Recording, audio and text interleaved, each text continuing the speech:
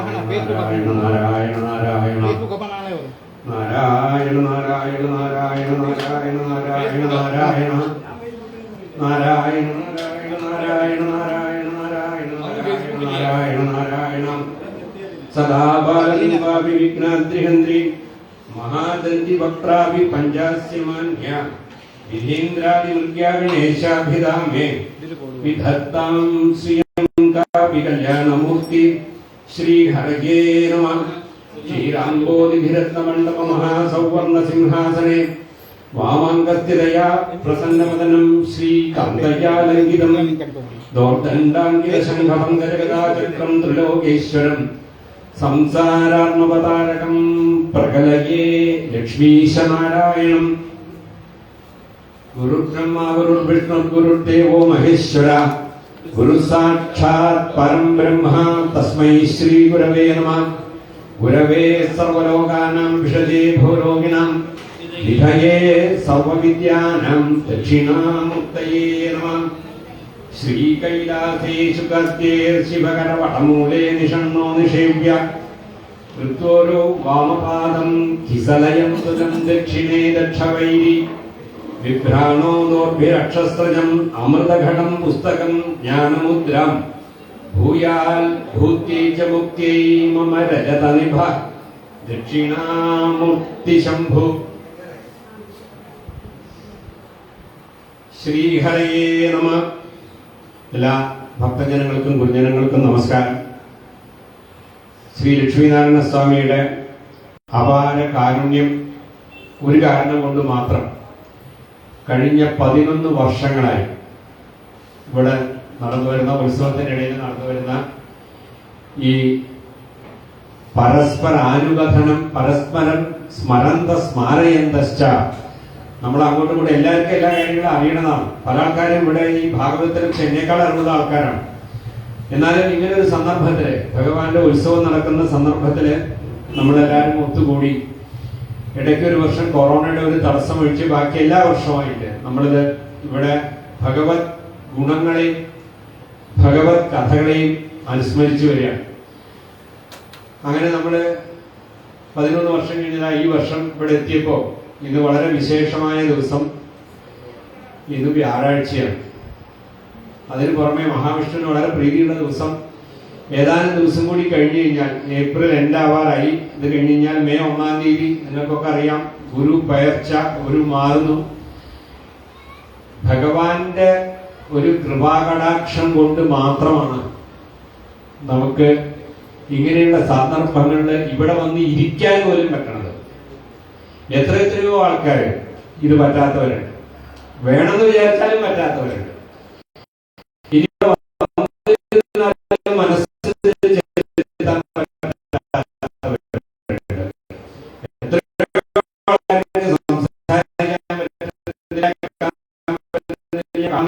അനങ്ങാൻ പറ്റുന്നില്ല ഇരിക്കുമ്പോ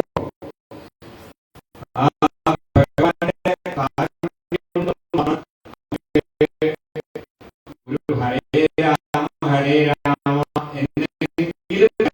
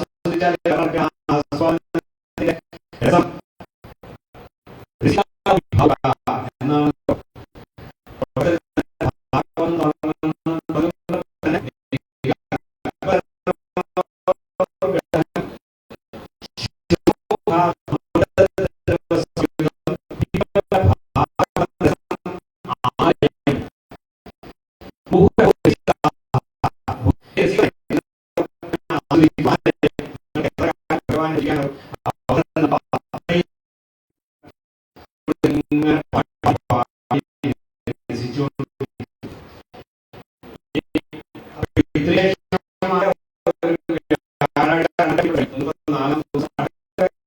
കഴിയും. ഇത്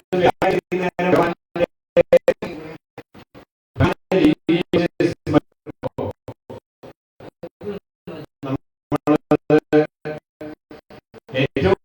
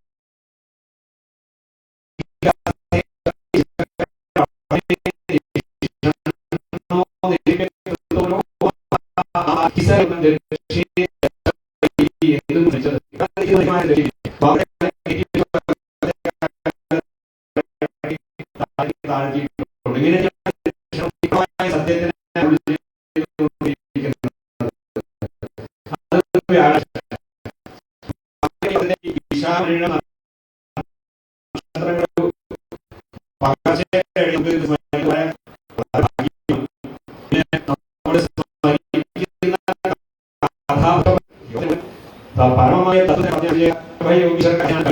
അവസാനിപ്പിച്ചത്.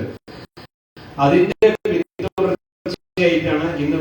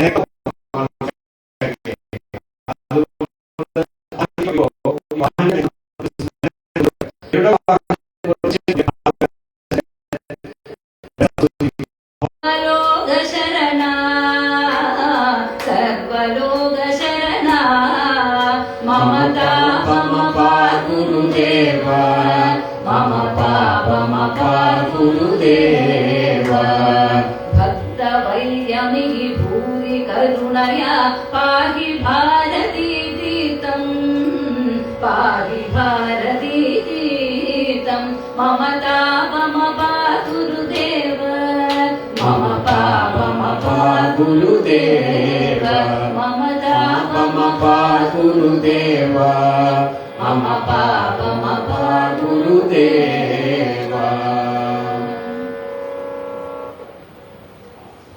ശൃംഗേരി മഹാസന്നിധാനത്തിന്റെ കാരുണ്യം കൊണ്ട് നമുക്ക് കിട്ടിയ ഈ കീർത്തനത്തിലൂടെ സ്മരിച്ചുകൊണ്ട് കഴിഞ്ഞ വർഷം നമ്മൾ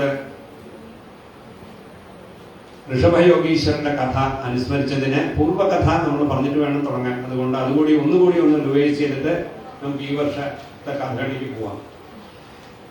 സ്വയംഭൂമനുവിന്റെ മകനായ പ്രിയവ്രതൻ, അദ്ദേഹത്തിന്റെ പുത്രൻ ആഗ്നീന്ദ്രന്റെ പുത്രൻ നാഭിയുടെ പുത്രനാണ് ഋഷഭയോഗീശ്വരൻ. ആ ഋഷഭയോഗീശ്വരന് 100 മക്കൾ. അതിലെ ഏറ്റവും മുതിർന്ന ആള് ഭരതൻ. ആ ഭരതന്റെ പേരിൽ ഭരതൻ രാജ്യം ഭരിച്ചതുകൊണ്ട് നമുക്ക് ഈ രാജ്യത്തിന് ഇന്ന് ഭാരതം എന്ന പേര് കിട്ടി. ഭാരതം എന്നൊരു പേര് നമുക്ക് പറയാൻ അഭിമാനം തന്നെ വേണം. വെളിച്ചത്തിന് തരുന്നത്, ഇരുട്ടിന് മാറ്റുന്നത് എന്നൊക്കെയാണ് ഭാരതം എന്നുള്ള വാക്കിന് അർത്ഥം. അങ്ങനെ ആ ഭരതൻ രാജ്യം ഭരിച്ചു. അദ്ദേഹത്തിന്റെ അനുജന്മാരായിട്ട് 9 പേര്. അവരാണ് കവിർഹരിൻ അന്തരീക്ഷ പ്രബുദ്ധ പിപ്പലായന ആവിർഹോത്രോദ ദ്രുമിള ചമസ കരഭാജന. ഇങ്ങനെ 9 പേര് നവയോഗികൾ. ഈ നവയോഗികൾ വന്നിട്ട് നിമി മഹാരാജാവിന് കൊടുത്ത ഉപദേശങ്ങളാണ് നമ്മൾ കഴിഞ്ഞ വർഷം കണ്ടുവച്ചത്. അതിന് താഴെ വീണ്ടും 81 പേര്. ഇവരൊക്കെ ഋഷഭ യോഗീശ്വരന്റെ മക്കളാണ്. ആ 81 പേരും തപസ് ചെയ്ത് യാഗം കൊണ്ട് ബ്രാഹ്മണരായി ബ്രഹ്മതത്വത്തിന് മനസ്സിലാക്കി തപസ് ചെയ്തുകൊണ്ടേയിരിക്കുന്നു. അപ്പൊ ഇതിലെ ഈ കവിർഹരി അന്തരീക്ഷ പ്രബുദ്ധ പിപ്പനായന ഇവര് പറഞ്ഞതിന്റെ ഒരു ചുരുക്കമാണ് നമ്മുടെ കഴിഞ്ഞ പ്രാവശ്യം കണ്ടത്. കാരണം വിസ്തരിച്ച് കാണാൻ പറ്റില്ല. 5 അധ്യായങ്ങൾ ഏകാദശത്തിലെ ആദ്യത്തെ 5 അധ്യായങ്ങൾ മുഴുവൻ പരന്നു കിടക്കുകയാണ്. അവന്റെ തുടക്കത്തിൽ തന്നെ ഭഗവാന്യാത സർവാർത്ഥ ഈശ്വരോപി തന്യഥ കർത്തും നൈച്ഛത് വിപ്രശാപം കാലരൂപീ അന്വമോദത. അങ്ങനെയാണ് ഏകാദശം തുടങ്ങുന്നത്. ഏകാദശം തുടങ്ങുമ്പോൾ തന്നെ ആദ്യത്തെ അധ്യായത്തിൽ തന്നെ ഭഗവാൻ ഭൂമിയിൽ വന്ന് ഭഗവാന്റെ അവതാരം കൊണ്ട് നേടേണ്ടതായ കാര്യങ്ങളൊക്കെ നേടിയെടുത്തു. നേടേണ്ട കാര്യങ്ങൾ എന്താ വെച്ചാൽ ഭൂമിയുടെ ഭാരം കുറയുക, ദുഷ്ടജനങ്ങളെ ഇല്ലാതെയാക്കുക, സജ്ജനങ്ങളെ വളർത്തിക്കൊണ്ടുവരിക. അതാണ് ഭഗവാന്റെ അവതാരം. എല്ലാ അവതാരങ്ങളുടെ ഉദ്ദേശവും സജ്ജനങ്ങളുടെ സംരക്ഷണവും ദുഷ്ടജനങ്ങളുടെ നിർമൂലനവുമാണ്. അങ്ങനെ എത്രയോ മഹാഭാരത യുദ്ധം വഴിക്ക് തന്നെ അനവധി പേര്. അപ്പൊ ഇനിയിപ്പോ കുറച്ച് വേണ്ടത് അവനവന്റെ കുലമായ യാദവ കുലം തന്നെ കുറച്ച് കഴിഞ്ഞാൽ ഭൂമിക്ക് ഭാരമായിട്ട് മാറും. അപ്പൊ യാദവ കുലത്തിന് അതിന്റെ നാശം കൂടി ഏർപ്പാടാക്കിയിട്ട് വേണം ഭഗവാന് പോവാൻ. അപ്പൊ അത് തീർച്ചയാക്കിയിട്ടാണ് ഭഗവാന്യാത സർവാർത്ഥ ഈശ്വരോപി തന്യഥ കർത്തും നൈച്ഛത് വിപ്രശാപം കാലരൂപീ അന്വമോദത. കാലരൂപിയായ ഭഗവാന് മനസ്സിൽ വിചാരിച്ചത്ര കുറച്ച് മഹർഷിമാര് വന്ന് എന്റെ കുലത്തിലുള്ള ഈ യാദവന്മാർക്ക്, കാരണം യാദവന്മാർക്ക് അഹങ്കാരം സഹിക്കാൻ വയ്യാതെയായി. കാരണം ഭഗവാൻ ഞങ്ങളുടെ ആളാണ്, ഞങ്ങളുടെ കുലത്തിൽ ജനിച്ച ഭഗവാനുണ്ട്, പിന്നെ ഞങ്ങൾക്ക് ആരെയാ പേടിക്കേണ്ടത്? അങ്ങനെ വന്നപ്പോ ആ ഭഗവാന് ഇവർക്ക് അങ്ങനെ ഒരു അഹന്ത വരാൻ പാടില്ലല്ലോ. അപ്പൊ ഇവർക്ക് കുലം നശിക്കാൻ വേണ്ടി ഇവർക്ക് ഒരു അനുഗ്രഹം കിട്ടണം. അനുഗ്രഹം വെച്ചാൽ ശിക്ഷാരൂപേണ, ശാപം എന്നുള്ള രീതിക്ക് ഒരു അനുഗ്രഹം കിട്ടണമെന്ന് ഭഗവാൻ ആഗ്രഹിച്ചു. ഉടനെ തന്നെ സപ്തർഷികൾ ആ വഴിക്ക് വന്നു. സാമ്പനം ഒരു സ്ത്രീയുടെ വേഷം കെട്ടിച്ച്, ഗർഭിണിയുടെ വേഷം കെട്ടിച്ച് അവിടെ നിർത്തി. ഇതൊക്കെ കഴിഞ്ഞ പ്രാവശ്യം കഥ പറഞ്ഞു പോയി. അപ്പൊ എന്നിട്ട് ഇവൾ പ്രസവിച്ചാൽ എന്താണ് കുട്ടി ഉണ്ടാവുക എന്ന് ചോദിച്ചു. അപ്പൊ ഇവർക്കൊക്കെ കൃത്യമായിട്ട് അറിയാം, മഹർഷിമാർക്ക് ത്രികാല ജ്ഞാനികളാണ്. അവർ പറഞ്ഞു ഇവിടെ ഒരു ഒലക്കെ പ്രസവിക്കും, ആ ഒലക്ക കൊണ്ട് നിങ്ങളുടെ യാദവ കുലം മുടിയും എന്ന് പറഞ്ഞു. എന്നാൽ ഇത്രയും എല്ലാ കാര്യങ്ങൾക്കും ഭഗവാനെ ആശ്രയിക്കുന്ന യാദവന്മാർക്ക് ഇങ്ങനൊരു ബ്രാഹ്മണ ശാപം കിട്ടിയപ്പോഴെങ്കിലും ഒന്ന് ഭഗവാന്റെ അടുത്ത് പോയിട്ട് പറയാൻ തോന്നിയില്ല. ഭഗവാനോട് ചോദിക്കുന്നതിന് വരെ അവര് രാജാവിനോട് പോയി ചോദിച്ചു. രാജാവ് പറഞ്ഞു അതെ ഒലക്ക എന്നിട്ട് ഒലക്ക പ്രസവിച്ചോ? ആ ഗർഭിണിയുടെ വയറിൽ കെട്ടിവെച്ചിരുന്ന തലയണ കഴിച്ചു നോക്കിയപ്പോ അതിൻ്റെ അകത്ത് ഒരു ഒലക്ക. അപ്പൊ അത് സപ്തർഷികൾ പറഞ്ഞത് ശരിയാണല്ലേ? ആ സപ്തർഷികൾ പറഞ്ഞത് ശരിയാണ്, ഞങ്ങൾക്കിപ്പോ പേടിയുണ്ട്. ഈ ഒലക്ക കൊണ്ട് യാദവകുലം മുടിയും എന്നുള്ള പേടി ഞങ്ങൾക്ക് ഇപ്പൊ സ്ഥിരീകരിക്കപ്പെട്ടു. അപ്പൊ ഇനി എന്താ വേണ്ടത്? ഒരു കാര്യം ഈ ഒലക്ക രാഗി കളയും, രാഗി പൊടിയാക്കുക, ആ പൊടിയൊക്കെ കടലിൽ കലക്കുക. അപ്പൊ അവർ ഉടനെ തന്നെ ബാക്കിയുള്ള യാദവന്മാരെല്ലാരും കൂടി ഒലക്ക രാഗി പൊടിച്ച് അതിനെ പൊടിയാക്കി പൊടിക്കാവുന്നിടത്തോളം പൊടിച്ചു. പിന്നെ ഒരു കഷ്ണം ബാക്കി ഉണ്ടായി, അതും ഈ പൊടിച്ച പൊടി എല്ലാം കൂടി കടലിലെറിഞ്ഞു. കടലിലെറിഞ്ഞ ഈ രാഗി പൊടിച്ച പൊടി കടലിന് ആവശ്യമില്ലാത്ത കാര്യങ്ങളൊക്കെ തിരിച്ചു ഇവിടേക്ക് കൊണ്ടുവന്നിട്ടു. അതുകൊണ്ട് അത് തിരിച്ച് കടൽ ഇവിടെ തന്നെ കരയിലേക്ക് കൊണ്ടുവന്നിട്ടു. അതൊക്കെ ഏരകപ്പൊല്ലുകളായിട്ട് മാറി. ആ ഏരകപ്പൊല്ലുകൾ എടുത്തത് അങ്ങോട്ടും ഇങ്ങോട്ടും തല്ലിയിട്ടാണ് അവസാനം യാദവ കുലം ഭഗവാനെ തന്നെ തല്ലാൻ വന്നു. ബാക്കിയുള്ള യാദവന്മാര് മതിച്ച് മതോന്മത്തരായിട്ട്. അപ്പൊ അങ്ങനെ ഭഗവാൻ വേണ്ട സൗകര്യങ്ങൾ, അതായത് യാദവ കുലത്തിന്റെ അഹങ്കാരം കൂടി തീർക്കാൻ വേണ്ട എല്ലാം ചെയ്തു വെച്ചു.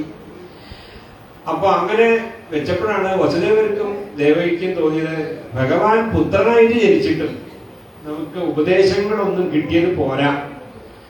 അപ്പൊ എന്താ വെച്ചാൽ അവര്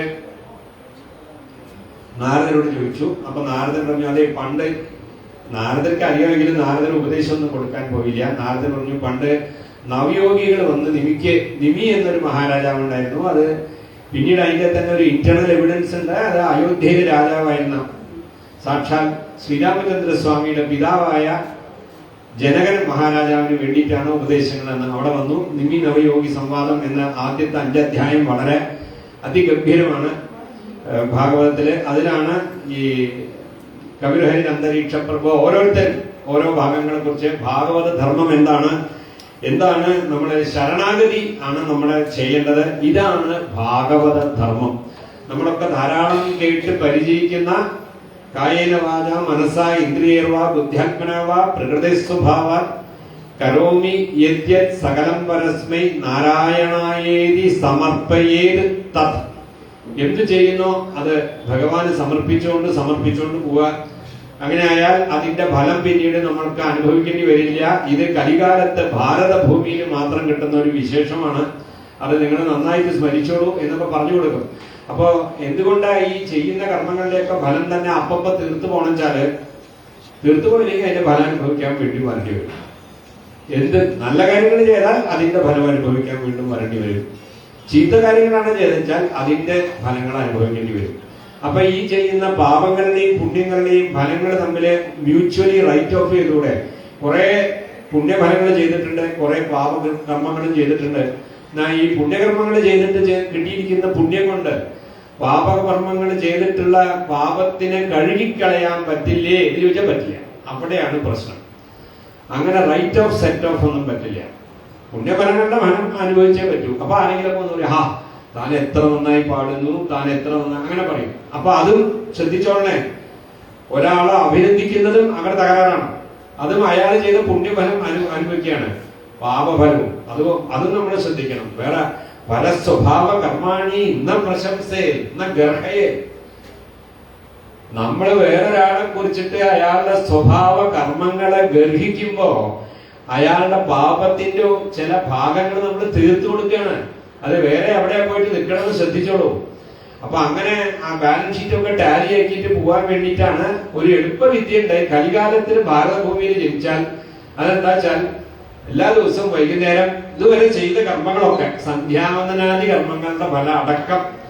അതുകൊണ്ടാണ് കായേന വാച മനസ്സാ ഇന്ദ്രിയ ഭഗവാനെ ഇനി എനിക്ക് ഈ വേഷം കെട്ടി ഇവിടെ വേണ്ടി വരണ്ടി വരരുതേ. പുനരവി ജനനി ജഠരേ ശയനം.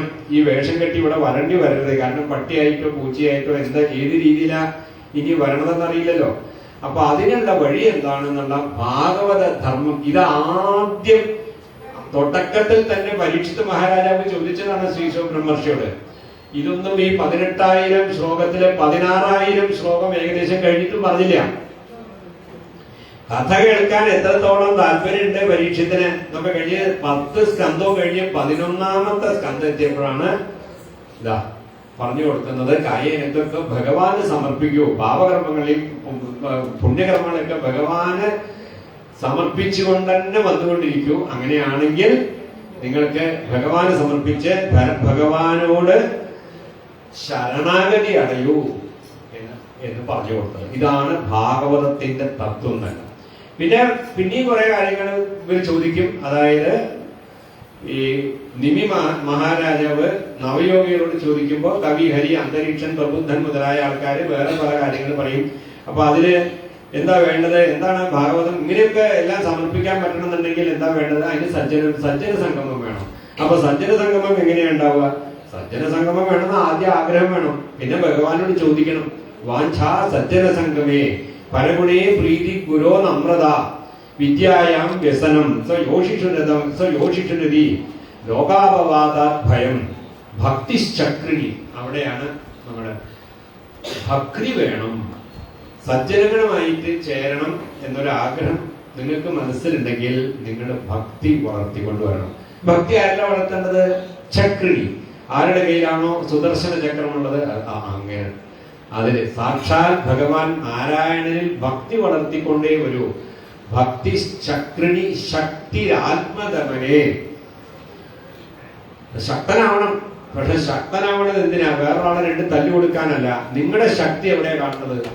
നിങ്ങളുടെ ശക്തി കാണിക്കേണ്ടത് നിങ്ങളുടെ ആത്മദമനെ, അവനവനെ കൺട്രോൾ ചെയ്യുന്നത്.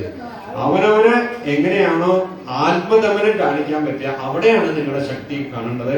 ശക്തി ആത്മദമനെ. ഇത് ഇങ്ങനെയൊക്കെ ഏതേ എത്ര വസന്തി നിർമ്മല ഗുണാദേഭ്യോ നരേഭ്യോ നമ. ഇത് ഭവഭൂതിയുടെ ശ്ലോകമാണ്.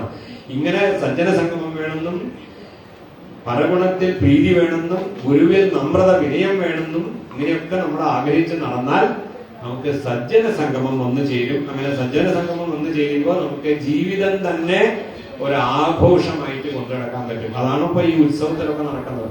ഉത്സവം സന്തോഷം സഹിക്കാൻ വയ്യ, പുറത്തേക്ക് ഒഴുകുകയാണ്. അതാണ് ഭഗവാൻ തന്നെ കുറച്ച് കഴിഞ്ഞാൽ പുറത്തേക്ക് ഇറങ്ങി പോയിട്ട് കാണാൻ പോണത് ആൾക്കാരെയൊക്കെ. അങ്ങനെ ഭക്തി പതുക്കെ തുടങ്ങും. ഭക്തി പതുക്കെ തുടങ്ങിയ എന്താ മെച്ചം? ഭക്തിയാ സഞ്ജാതയാ ഭക്തിയ. ഇതൊരു വിഷയ സർക്കിളാണ്. ഭക്തി കൊണ്ട് സജ്ജന സംഗമം, സജ്ജന സംഗമം കൊണ്ട് ഭക്തി ഇങ്ങനെ കൂടിക്കൊണ്ടേ വരും. ഇങ്ങനെ നല്ല ആൾക്കാരായിട്ട് ചേരുന്നു. അപ്പൊ അവര് വീട്ടുകാര്യങ്ങളൊന്നും പറയില്ല. അവര് പറഞ്ഞോളൂം, ആ ഭാഗവതത്തിൽ ഇങ്ങനെയുണ്ട്, പരസ്പരാനുകഥനം എന്ന് പറഞ്ഞിട്ടുണ്ട്, സ്മരന്ത സ്മാരയന്തശ്ച എന്ന് പറഞ്ഞിട്ടുണ്ട്, കേട്ടിട്ടുണ്ടോ? ആ സ്മരന്ത സ്മാരയന്തശ്ച പരസ്പരാനുകഥനം. ഇങ്ങനെയൊക്കെ ഈ സജ്ജനങ്ങളെ നമുക്ക് ഉണ്ടാക്കി തരും. അപ്പൊ നമ്മളുടെ ഈ സജ്ജന സംഗമം കൊണ്ടുണ്ടാകുന്ന ഭക്തി എന്നുള്ളത് ഒരു കോമ്പൗണ്ട് ഇൻട്രസ്റ്റിൽ ഇങ്ങനെ കയറി വരും. ഇങ്ങനെയാണ് കാര്യങ്ങൾ. അങ്ങനെ വരുമ്പോ സർവത്ര തതീക്ഷണം. ഇപ്പൊ ഭഗവാന്റെ ലീല, നല്ല വേനൽക്കാലം, അപ്പോഴും നമ്മൾ സൂര്യനെ കാണുമ്പോൾ സന്തോഷം, അത് കഴിഞ്ഞാൽ മഴ, അപ്പോഴും സന്തോഷം. എന്ത് കാണുമ്പോഴും അതിലൊക്കെ ഭഗവാനെ കാണാനാണെന്നും ഇതൊക്കെ ഭഗവാന്റെ ലീലയാണെന്നും ഇതൊക്കെയാണ് നമ്മൾ കഴിഞ്ഞ വർഷം വളരെ വിസ്തരിച്ച് കണ്ട കാര്യങ്ങൾ. ഇനി അതോടുകൂടി ഈ നിമി മഹാരാജാവിന് നവയോഗികള് പറഞ്ഞു കൊടുത്തതോടുകൂടി രാജാവ് എന്ത് ചെയ്തു വെച്ചാല് എല്ലാം വളരെ തൃപ്തിയായിട്ട് മനസ്സിലായി. രാജാവിന് ഇതൊക്കെ പറഞ്ഞു കൊടുത്തു. നിമി മഹാരാജാവിന് നവയോഗികൾ എന്ന് പറഞ്ഞു കൊടുത്തിട്ട് വസുദേവരെയും ദേവകിക്കും നാരദൻ ഇങ്ങനെ പണ്ട് നടന്നിട്ടുണ്ട്. നാരദർക്ക് ഇതൊക്കെ പറയാറിയാം. പക്ഷെ നമ്മുടെ സമ്പ്രദായം എന്താ വെച്ചാൽ ആരെങ്കിലും ഒന്ന് ചോദിച്ചു കഴിഞ്ഞാൽ എനിക്കറിയാം എന്ന് പറയില്ല. ഞാൻ പണ്ട് ഇങ്ങനെ പെരിയവ ചൊല്ലി കേട്ടിട്ടുണ്ട്, മുതിർന്നവർ ഇങ്ങനെയൊക്കെ പറഞ്ഞു കേട്ടിട്ടുണ്ട്, ആചാര്യന്മാര് പറഞ്ഞു കേട്ടിട്ടുണ്ട്. അതാ ആ വിനയം കാണിക്കുകയാണ്. അത് കഴിഞ്ഞിട്ട് നാരദൻ പറഞ്ഞു കൊടുക്കും, അതേ എല്ലാത്തിനും ഒരു കാര്യകാരണ ബന്ധമുണ്ട്, കേട്ടോളൂ. നിങ്ങളുടെ 3 തലമുറയായിട്ട് ഭഗവാൻ തന്നെ മകനായിട്ട് വരണം, ഭഗവാൻ തന്നെ മകനായിട്ട് വരണം എന്ന് പ്രാർത്ഥിച്ചുകൊണ്ടാണ് വാമനമൂർത്തിയായിട്ടും പിന്നീട് കൃഷ്ണിഗർഭൻ ഒക്കെ ആയിട്ടും ഭഗവാൻ നിങ്ങളുടെ മകനായിട്ട് അവതരിച്ചത്. ഹേ വസുദേവരെ, അങ്ങയുടെ പുത്രനായ വാസുദേവനായിട്ടും സാക്ഷാൽ ഭഗവാൻ അവതരിച്ചത്. എല്ലാം ഒരു കാര്യകാരണ ബന്ധമാണ്. അങ്ങനെ ഈ കാര്യകാരണ ബന്ധങ്ങളെ മനസ്സിലാക്കി കൊടുക്കുകയാണ്. ഇതന്നെയാണ് എല്ലാ രാജാക്കന്മാരും ചെയ്യേണ്ട പ്രധാനപ്പെട്ട കാര്യം. ഇന്നലെ ഇവിടെ ഇന്ന് 4ാമത്തെ ദിവസമാണ്. കഴിഞ്ഞ 3 ദിവസവും ഇവിടെ ഗംഭീരമായ കച്ചേരികളൊക്കെ ഉണ്ടായി. പ്രത്യേകിച്ച് ഭദ്രാചലം രാമദാസന്റെ കൃതികളൊക്കെ അവർ പാടി. ഇന്നലെ പൗർണമി, സ്വാതി നക്ഷത്രം, സ്വാതി മഹാരാജാവിന്റെ സ്വാതി ജയന്തിയാണ്. അദ്ദേഹത്തിന്റെ ബർത്ത്ഡേ ആണ് ഇന്നലെ നടന്നത്. അപ്പോ സ്വാതി മഹാരാജാവ്, അദ്ദേഹം മഹാരാജാവായിരുന്നു. അദ്ദേഹം പ്രജകൾക്ക് വേണ്ടിയിട്ട് എത്രയോ ഭവതി വിശ്വാസോമേ ഭാവയാമി രഘുരാമം ഒക്കെ എഴുതിയാണ് സ്വാതി മഹാരാജാവ്. ആ സ്വാതി മഹാരാജാവ് ഇത് പ്രജകൾക്ക് അറിയാൻ വേണ്ടിയിട്ട് കാരണം വിനാ കാര്യം ഉത്പത്തിയത്. ഹേ പ്രജകളെ, നിങ്ങളൊക്കെ കേട്ടോളൂ. ഒരു കാര്യവും ഇവിടെ ഇപ്പൊ നമ്മളെ സംബന്ധിച്ചിട്ട് ഇവിടെ അങ്ങനെ ഒരു intervention by an unknown sing അങ്ങനെ ഉണ്ടാവില്ല. നമ്മളെ സംബന്ധിച്ചപ്പോ ഇവിടെ മനുഷ്യരായിട്ട് ജനിച്ച് അവരവരുടെ പൂർവ്വ കർമ്മ ഫലം അനുഭവിച്ചുകൊണ്ടിരിക്കുകയാണ്. ഒരാൾ വളരെ സന്തോഷമായിട്ട് ജീവിക്കേണ്ട ലോട്ടറി അടിക്കണമെങ്കിൽ മനസ്സിലാക്കിക്കോളൂ, അയാള് എവിടെയോ ചെയ്ത അയാളുടെ പൂർവ്വജന്മ ഫലത്തിന് അനുഭവിക്കുകയാണ്. ഒരാൾ ഒരു കാരണം പ്രത്യക്ഷമായിട്ട് ഒരു കാരണമില്ലാതെ ഒരാൾ കഷ്ടപ്പെടണമെങ്കിൽ വിചാരിച്ചോളൂ, പൂർവ്വ കർമ്മ ഫലം അനുഭവിക്കുകയാണ്. അപ്പൊ ഇവിടെ നമ്മൾ കാണുന്നതൊക്കെ നമ്മുടെ കർമ്മഫലം അനുഭവിക്കലാണ് എന്ന് സ്വാതി തിരുനാൾ മഹാരാജാവ് കുറെ എക്സാമ്പിൾ ആയിട്ട് പറഞ്ഞു നിർത്തി. അതെന്തിനാ വെച്ചാല് ധർമ്മത്തിന് മനസ്സുറയ്ക്കണം, ഈ മനസ്സ് ചഞ്ചലമാവാതെ നിൽക്കണം. മനസ്സ് ചഞ്ചലമാവാതെ നിൽക്കണം എന്നുണ്ടെങ്കിൽ മനസ്സിനെ എവിടെയെങ്കിലും പിടിച്ചു കെട്ടണം. ഇതാണ് വഴി. മനസ്സ് എങ്ങനെയാ വെച്ചാൽ ഓടിക്കൊണ്ടിരിക്കുന്ന ബസ്സിലത്തെ കണ്ടക്ടർ പോലെയാണ്. കണ്ടക്ടർക്ക് ടിക്കറ്റ് കൊടുക്കണമെന്നുണ്ടെങ്കിൽ കണ്ടക്ടർ എന്താ ചെയ്യുക? ഒന്നുമില്ലെങ്കിൽ ഒരു സീറ്റിൽ ചാരും, അല്ലെങ്കിൽ ബസ്സിന്റെ എവിടെയെങ്കിലും കുറെ റോഡ് ഉണ്ടാവും പിടിക്കാൻ, അതിന് പിടിച്ചിട്ട് അല്ലെങ്കിൽ അവിടെയുള്ള ഈ ഒരു തൂണ് മാറി പറഞ്ഞിട്ടുണ്ടെങ്കിൽ അതിൽ ചാരും, അല്ലെങ്കിൽ സീറ്റിൽ ചാരും. അതേപോലെ അത്ര നമ്മുടെ മനസ്സിന് എവിടെയെങ്കിലും ചാരി നിൽക്കണം. ഇപ്പൊ ചാരി നിൽക്കാൻ അപ്പൊ ഏതാ എളുപ്പം? ചാരി നിൽക്കാൻ ഭഗവാനുണ്ട്, ആ ഭഗവാനിൽ ചാരൂ എന്ന് പറയാണ്. അത് അതിസുന്ദരമായിട്ട് പറയും. ഞാൻ പറഞ്ഞ മാതിരിയൊന്നുമല്ല സ്വാതി മഹാരാജാവ് പറയാ. അതാ കേട്ടോളൂ, നല്ലൊരു കീർത്തനമാണ്. എല്ലാ കാര്യകാരണ ബന്ധങ്ങളെ കാണിച്ചു തരാണ്. അതാ കേട്ടോളൂ. കാരണം വിനാ കാര്യം. കാരണം വിനാ കാര്യം, കാരണം വിനാ കാര്യം നോത്പദ്യത്തെ കിമപി കഞ്ചനാവലീലതം.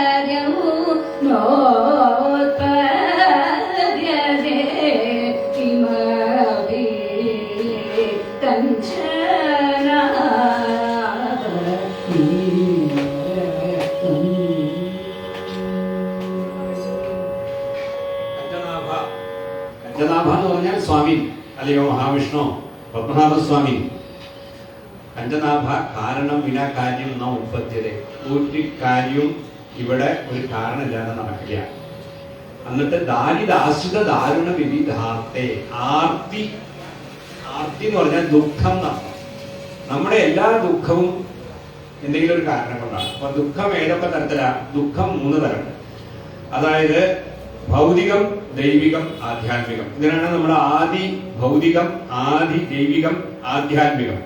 ഈ ആദി ഭൗതികമായ ദുഃഖങ്ങൾ എന്ന് വെച്ചാൽ താൻ ഒഴിച്ച്, ആദി ഭൗതികം എന്ന് പറഞ്ഞാൽ താൻ ഒഴിച്ചുള്ള ഭൂതങ്ങൾ നിമിത്തം ഉണ്ടാകുന്ന ദുഃഖം. താൻ ഒഴിച്ച് അങ്ങനെ ഒരു കാരണമുണ്ട്. ഇപ്പൊ കാലിന് മുള്ളു കുത്തുക, അല്ലെങ്കിൽ ഒരു പാമ്പ് കടിക്കുക, ഇതിനൊക്കെ താനല്ല കാരണം.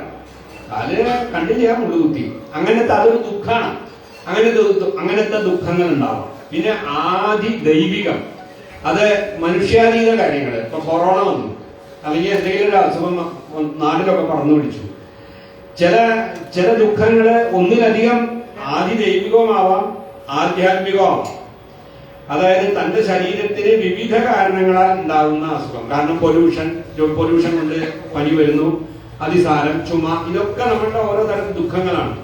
ചിലപ്പോ 2 ചേർന്ന് വരാം. നമുക്ക് അസുഖം വന്നു, അതിന്റെ ഇടയിൽ ഇടിമിന്നൽ, മഴ, അതൊക്കെ കൊടുങ്കാറ്റ്, സുനാമി, ഇതൊക്കെ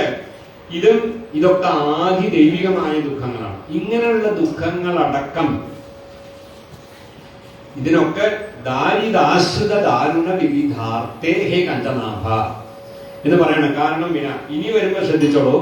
ഇനി നമ്മളുടെ സാധാരണ ജീവിതത്തില് ധർമ്മം അനുസരിച്ച് ജീവിക്കണം. രാജാവ് പറയേണ്ട കാര്യമാണ്. നിങ്ങളൊക്കെ ഒരു ധർമ്മം അനുസരിച്ച് ജീവിക്കണം. ധർമ്മം അനുസരിച്ച് ജീവിക്കുന്ന നിങ്ങൾക്ക് പല പല ബുദ്ധിമുട്ടുകൾ വരാം. അതിന്റെ കാരണം ആലോചിച്ച് മനസ്സിലാക്കൂ എന്നാണ് പറയുന്നത്. ധനം ആടോപ കാരണം. ജനന കാരണം കർമ്മ ജ്ഞാന കാരണം വിദ്യ ധനമാടോപകാരണം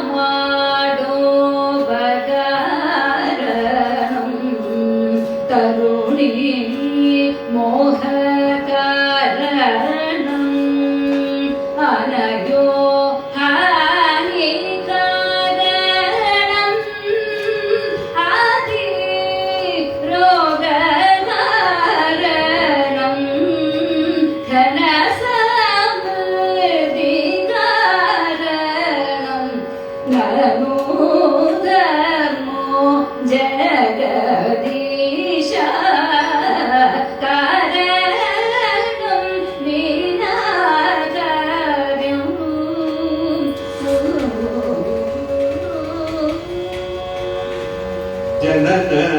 കാരണം കർമ്മ.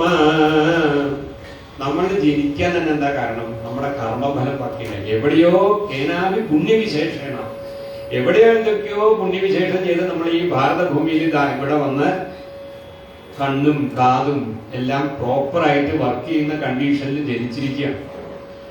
അതിന് കാരണം നമ്മുടെ കർമ്മമാണ്. ജന്മമെടുത്തതിന് എന്താ കാരണം? ജന്മമെടുത്തതിന് എന്റെ മൂലം കൃഷ്ണ എന്ന് പൂന്താനം എഴുതിയിട്ടുള്ളത്. ജന്മമെടുത്തത് കർമ്മം മൂലം, നമ്മുടെ കർമ്മത്തിന്റെ ഭാഗ്യമാണ് നമ്മളിങ്ങനെ.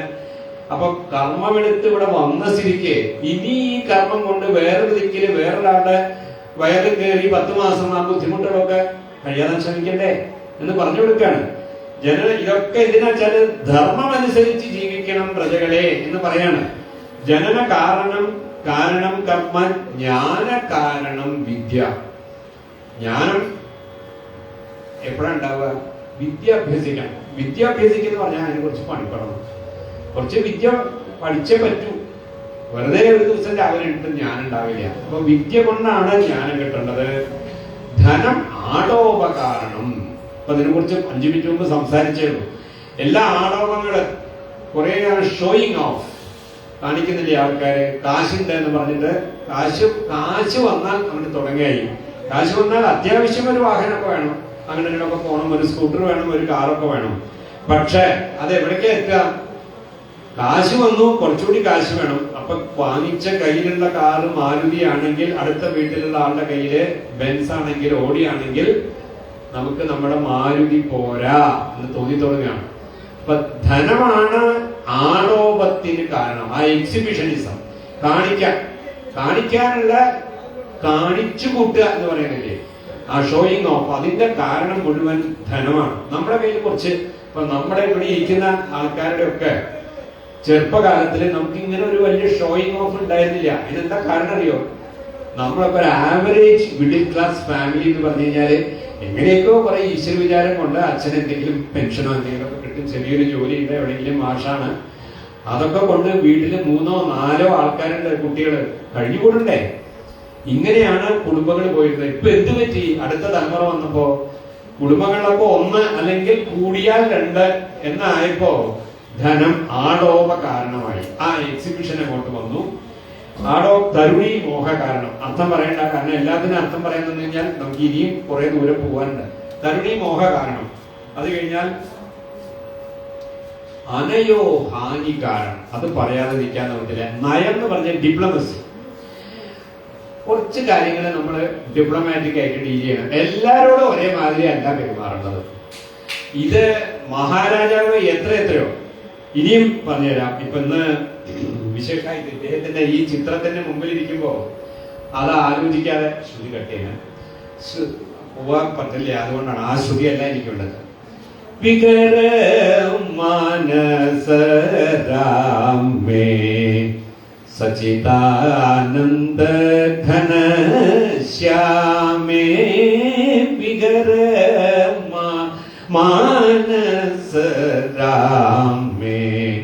സച്ചിദാനന്ദ ഘന ശ്യാമേ. ഇതും സ്വാധീനം തന്നെയാണ്. അടുത്ത ലൈൻ കേട്ടോളൂ. അഹിത രാക്ഷസ വീരാമേ അഹിത രാക്ഷസ വീരാമേ महित नयाभिरामे अहित राक्षस वीरामे महित नयाभिरामे विगर മാനസരാമേ. എന്റെ മനസ്സേ, നീ രാമന്റെ പാദങ്ങളിൽ പോയിട്ട് രമിക്കൂ. കാരണം എന്താ വെച്ചാല് അഹിത രാക്ഷസ വിരാമേ മഹിത നയാഭിരാമേ. എങ്ങനെയാണോ നയം മഹിതമായിട്ട് അച്ഛൻ പറഞ്ഞു രാമ കാട്ടിൽ പൊക്കോളൂ, ഇത്രേ ഉള്ളൂ. അവിടെ തർക്കിക്കാനൊന്നും നിന്നിട്ടില്ല. അച്ഛൻ മരിച്ചു, പറഞ്ഞ അച്ഛൻ മരിച്ചില്ലേ, എന്നാ പിന്നെ അത് വോയിഡ് അബ് ഇനീഷ്യോ ആയി, ഇനിയിപ്പോ അതൊന്നും വേണ്ട എന്ന് പറഞ്ഞ അമ്മ എന്നെ പോയി പറഞ്ഞു. ഏത് പറഞ്ഞ ദശരഥ മഹാരാജാവാണോ കാട്ടിൽ പോകണം പറഞ്ഞത്? ആ മഹാരാജാവ് ഇപ്പൊ ഇല്ലല്ലോ. പിന്നെ എന്തിനാ ആ കൽപ്പന? ആ അച്ഛൻ പറഞ്ഞ വാക്ക് അനുസരിക്കേണ്ട ആവശ്യം അവിടെയാണ്. മഹിത നയാഭിരാമേ. ശ്രീരാമചന്ദ്രസ്വാമി ഒരു അധ്യായം മുഴുവൻ വളരെ വ്യക്തമായിട്ട് പറഞ്ഞ് മനസ്സിലാക്കി കൊടുക്കുകയാണ്. അതെ, അച്ഛൻ ഭരതന് രാജാവായിട്ട് അയോധ്യയിൽ ഇരുത്തണമെന്നും എന്നോട് അയോധ്യ ഭാരത രാജ്യത്തിന്റെ സാമ്രാജ്യത്തിന്റെ രാജാവ് എന്ന് പറഞ്ഞാൽ അയോധ്യ മാത്രം ഭരിച്ചാൽ പോരാ, ഇവിടെ കിഷ്കിന്ധിയുണ്ട്, ഇവിടെ ദണ്ഡകവനമുണ്ട്, ഇതൊക്കെ ആരാ ഭരിക്കുക? അതുകൊണ്ട് ഭരതൻ ഇവിടെ ഇരുന്നിട്ട് ഭരിക്കട്ടെ, ബാക്കിയുള്ള ഭാഗങ്ങളൊക്കെ ഞാൻ പോയി ഭരിച്ചോളാം. എനിക്ക് ആകാശം വെൺകൊറ്റം കൂടെ ചൂടും, കാട്ടിലുള്ള ദണ്ഡകവനങ്ങളിലുള്ള വൃക്ഷങ്ങൾ എനിക്ക് വെഞ്ചാമരം വീശും. അതുകൊണ്ട് ഞാൻ കാട്ടു പോയിട്ട് ഞാൻ കുറച്ച് ഭരിച്ചിട്ട്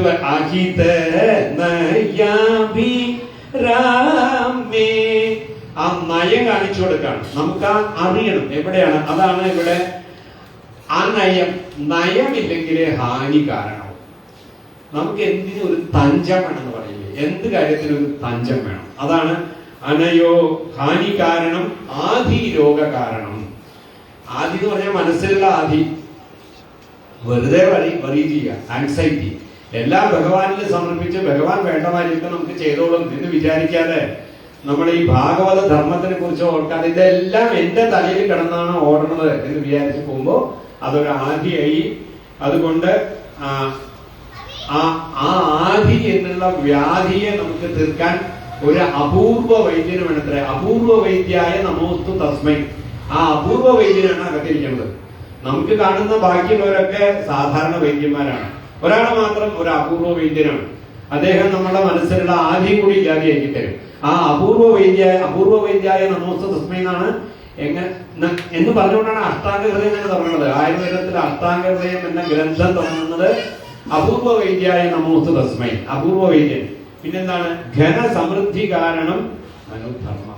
ഒരാൾക്ക് കട്ടപിടിച്ച സമൃദ്ധി, ഏത് കാര്യങ്ങളിലും പുരോഗതി ഉണ്ടെങ്കിൽ അതിന് കാരണം ധർമ്മമാണ്. അയാള് ധർമ്മമനുസരിച്ച് ജീവിക്കുന്നു. അപ്പൊ ഒരു രാജാവ് ഇവിടെ ഇനിയും യദു മഹാരാജാവ് ദത്താത്രേയനോട് പോയി ചോദിക്കുന്ന ഭാഗങ്ങളിലേക്കാണ് നമ്മൾ നീങ്ങാൻ പോണത്. പക്ഷെ ഒരു രാജാവ് അല്ലെങ്കിൽ ഇപ്പൊ രാജാക്കന്മാരൊന്നും ഇല്ലല്ലോ, അപ്പൊ മന്ത്രിമാരല്ലേ ഉള്ളൂ. അപ്പൊ പറയേണ്ട പ്രധാനപ്പെട്ട കാര്യം നമ്മൾ ധർമ്മമനുസരിച്ച് ജീവിക്കണം, ആളോമം വരുത് എന്നൊക്കെ പറഞ്ഞു കൊടുക്കാം. ഇനിയും കുറെ കാര്യകാരണങ്ങൾ. അതെന്താ വെച്ചാൽ ഇതൊക്കെ ഈ കാലത്തിലേക്ക് പറ്റിയ ഏറ്റവും നല്ല എക്സാമ്പിൾസ് ആണ്. അതുകൊണ്ട് ഇനി മഹാരാജാവ് പറഞ്ഞ ബാക്കിയുള്ള കാര്യങ്ങൾ എന്താണെന്ന് കൂടി കേൾക്കാം.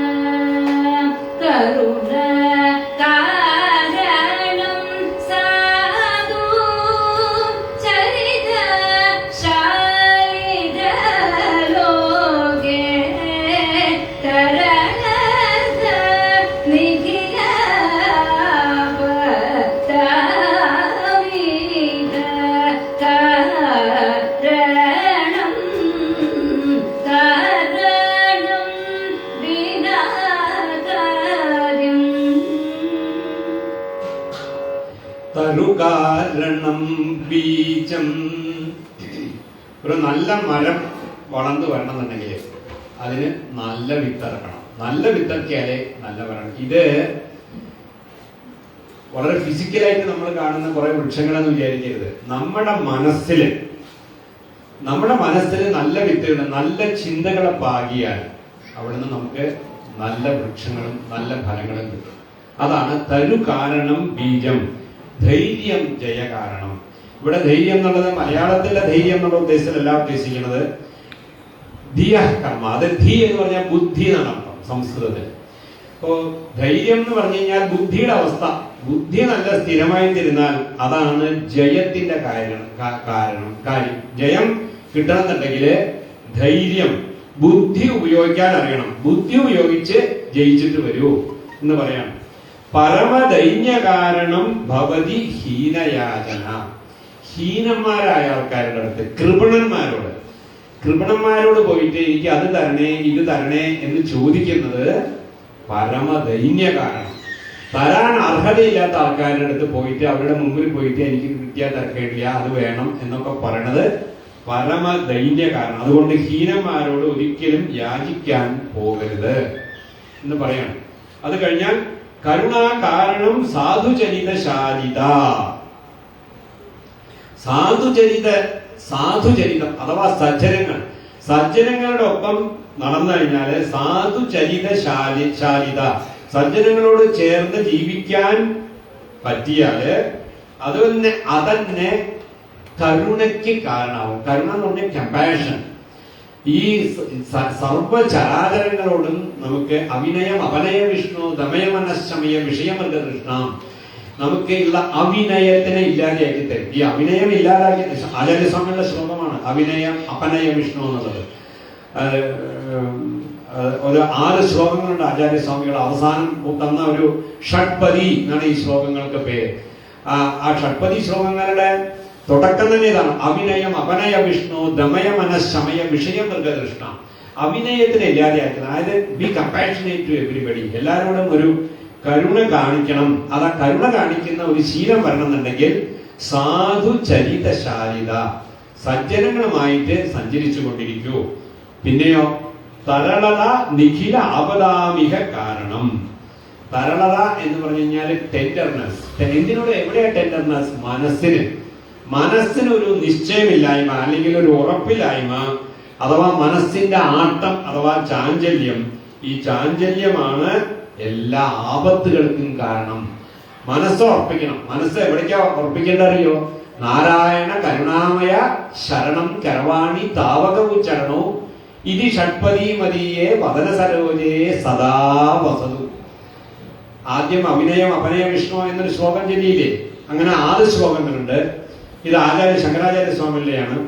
ആ അതിലത്തെ അവസാനത്തെ ശ്ലോകം എങ്ങനെയാണ് മനസ്സ് ഒരു ദിക്കിൽ ഉറപ്പിച്ച് നിർത്തേണ്ടത് വെച്ചാല്, നാരായണ കരുണാമയ ശരണം കരവാണി താവകൗ ചരണം. ഭഗവാനെ അങ്ങയുടെ അങ്ങനെ 6 വാക്കായി. നാരായണ കരുണാമയ ശരണം കരവാണി താവകൗ ചരണം. ഈ 6 വാക്ക്.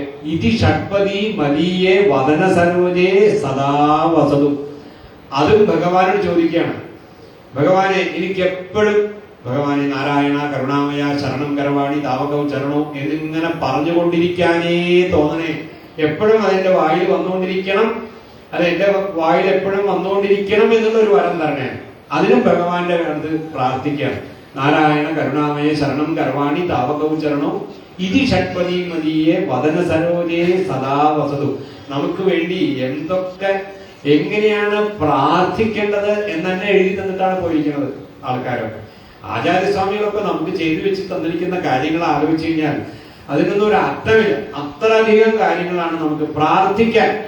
നമുക്ക് ദുഷ്ടജനങ്ങളുമായിട്ടുള്ള സംഗമം ഉണ്ടാകാതിരിക്കട്ടെ, സജ്ജനങ്ങളുമായിട്ട് ചർച്ച ഉണ്ടാവട്ടെ, ഇതെല്ലാം.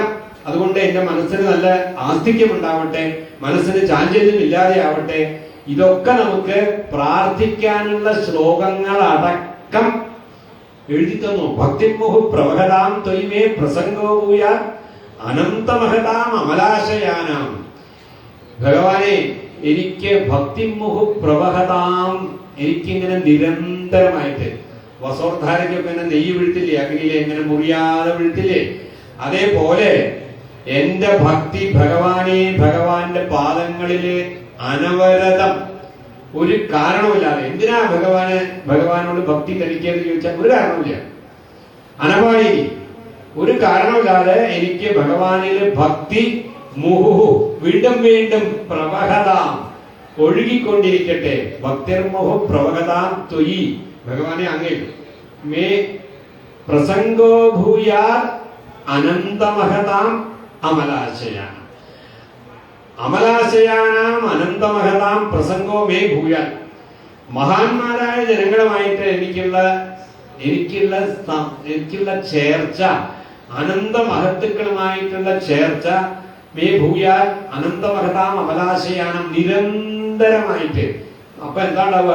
ഏന അഞ്ജസ്വൽപണം ഒരു വ്യസനം ഭവാബ്ധിം നേഷ്യെ ഭവദ്ഗുണ കഥാമൃത പാനമത്ത.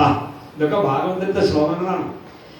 എത്ര അത്ഭുതകരമായ ശ്ലോകങ്ങളാണ് എഴുതി തന്നിട്ട് പോയതറിയാം. ഏന അഞ്ജസ, അങ്ങനെ ഭഗവാനെ അങ്ങേലേക്ക് എനിക്ക് അനവരതം എന്റെ ഭക്തി അങ്ങേലേക്ക് പ്രവഹിച്ചുകൊണ്ടേയിരുന്നാൽ, അഞ്ജസ പെട്ടെന്ന് എളുപ്പത്തിൽ ഈസിലി, ഏനഞ്ജസോൽപ്പണം ഒരു വ്യസനം ഭവാബ്ധിം നേഷ്യെ, ഈ സംസാര സാഗര കടൽ കടന്നിടുവാൻ എനിക്കൊന്ന് കടാക്ഷിക്കണം അങ്ങ്.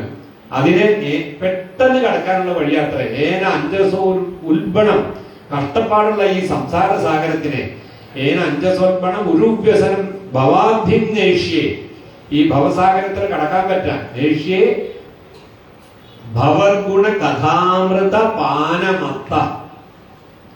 ഭഗവാനെ അങ്ങയുടെ ഗുണങ്ങളെ കുറിച്ചിട്ടുള്ള കഥകള് കേട്ട് കേട്ട് കേട്ട് മത്തനായിട്ട് എനിക്ക് ഈ ഭവസാഗരം കടന്ന് അപ്പുറത്തേക്ക് എത്തിക്കിട്ടാനുള്ള ഒരു ഭക്തിയെ എനിക്ക് ഭഗവാനെ തരണേ എന്ന് ഭഗവാനോട് ചോദിക്കുക. ഇനി വീണ്ടും കുറച്ച് കാര്യങ്ങളും കൂടി കാര്യകാരണ ബന്ധം കാണിച്ചിട്ട് നമുക്ക് അടുത്തേക്ക് പോവാം. അടുത്ത ഇതെന്താ വെച്ചാല് ഫസ്റ്റ് സ്റ്റാൻസ മുഴുവൻ സ്വാധീന മഹാരാജാവ് ആദ്യത്തെ സ്റ്റാൻസ, അതായത് ശമതമാദി കാരണം ജനന കാരണം കർമ്മ എന്ന് തുടങ്ങിയത് ധർമ്മത്തിന് ഉറപ്പിക്കാനാണ്. രണ്ടാമത്തെ സ്റ്റാൻസ തരു കാരണം ബീജം എന്നുള്ളത് മനസ്സിന്റെ ചാഞ്ചല്യം നിർത്തി മനസ്സിനെ ഉറപ്പിക്കാനാണ്. ഇനി ഇതാ ഭക്തി ഭഗവാനിലുള്ള ഉറപ്പിക്കാൻ വേണ്ടിയിട്ടുള്ള ഒരു സ്റ്റാൻസിംഗ് കൂടെ ഉണ്ട് ആ കീർത്തനത്തിൽ. ഇനിയുമുണ്ട് അനവധി ചരണങ്ങളുള്ള ഒരു കീർത്തനമാണ് ഈ കാരണം വിന കാര്യം എന്നുള്ളത്. അതിനകത്ത് മൂന്നാമത്തത് എല്ലാം കാണാൻ സമയമില്ല, മൂന്നാമത്തത് കൂടി കണ്ടിട്ട് പോവാം. ശമകമാദികാരണം സാധു ശാസ്ത്ര നിഷേവ സമസ്യാപ്തികാരണം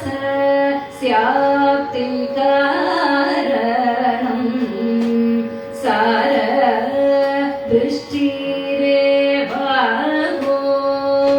തിമിര അഭാവകാരണം ദിനമണി രമാകാന്ത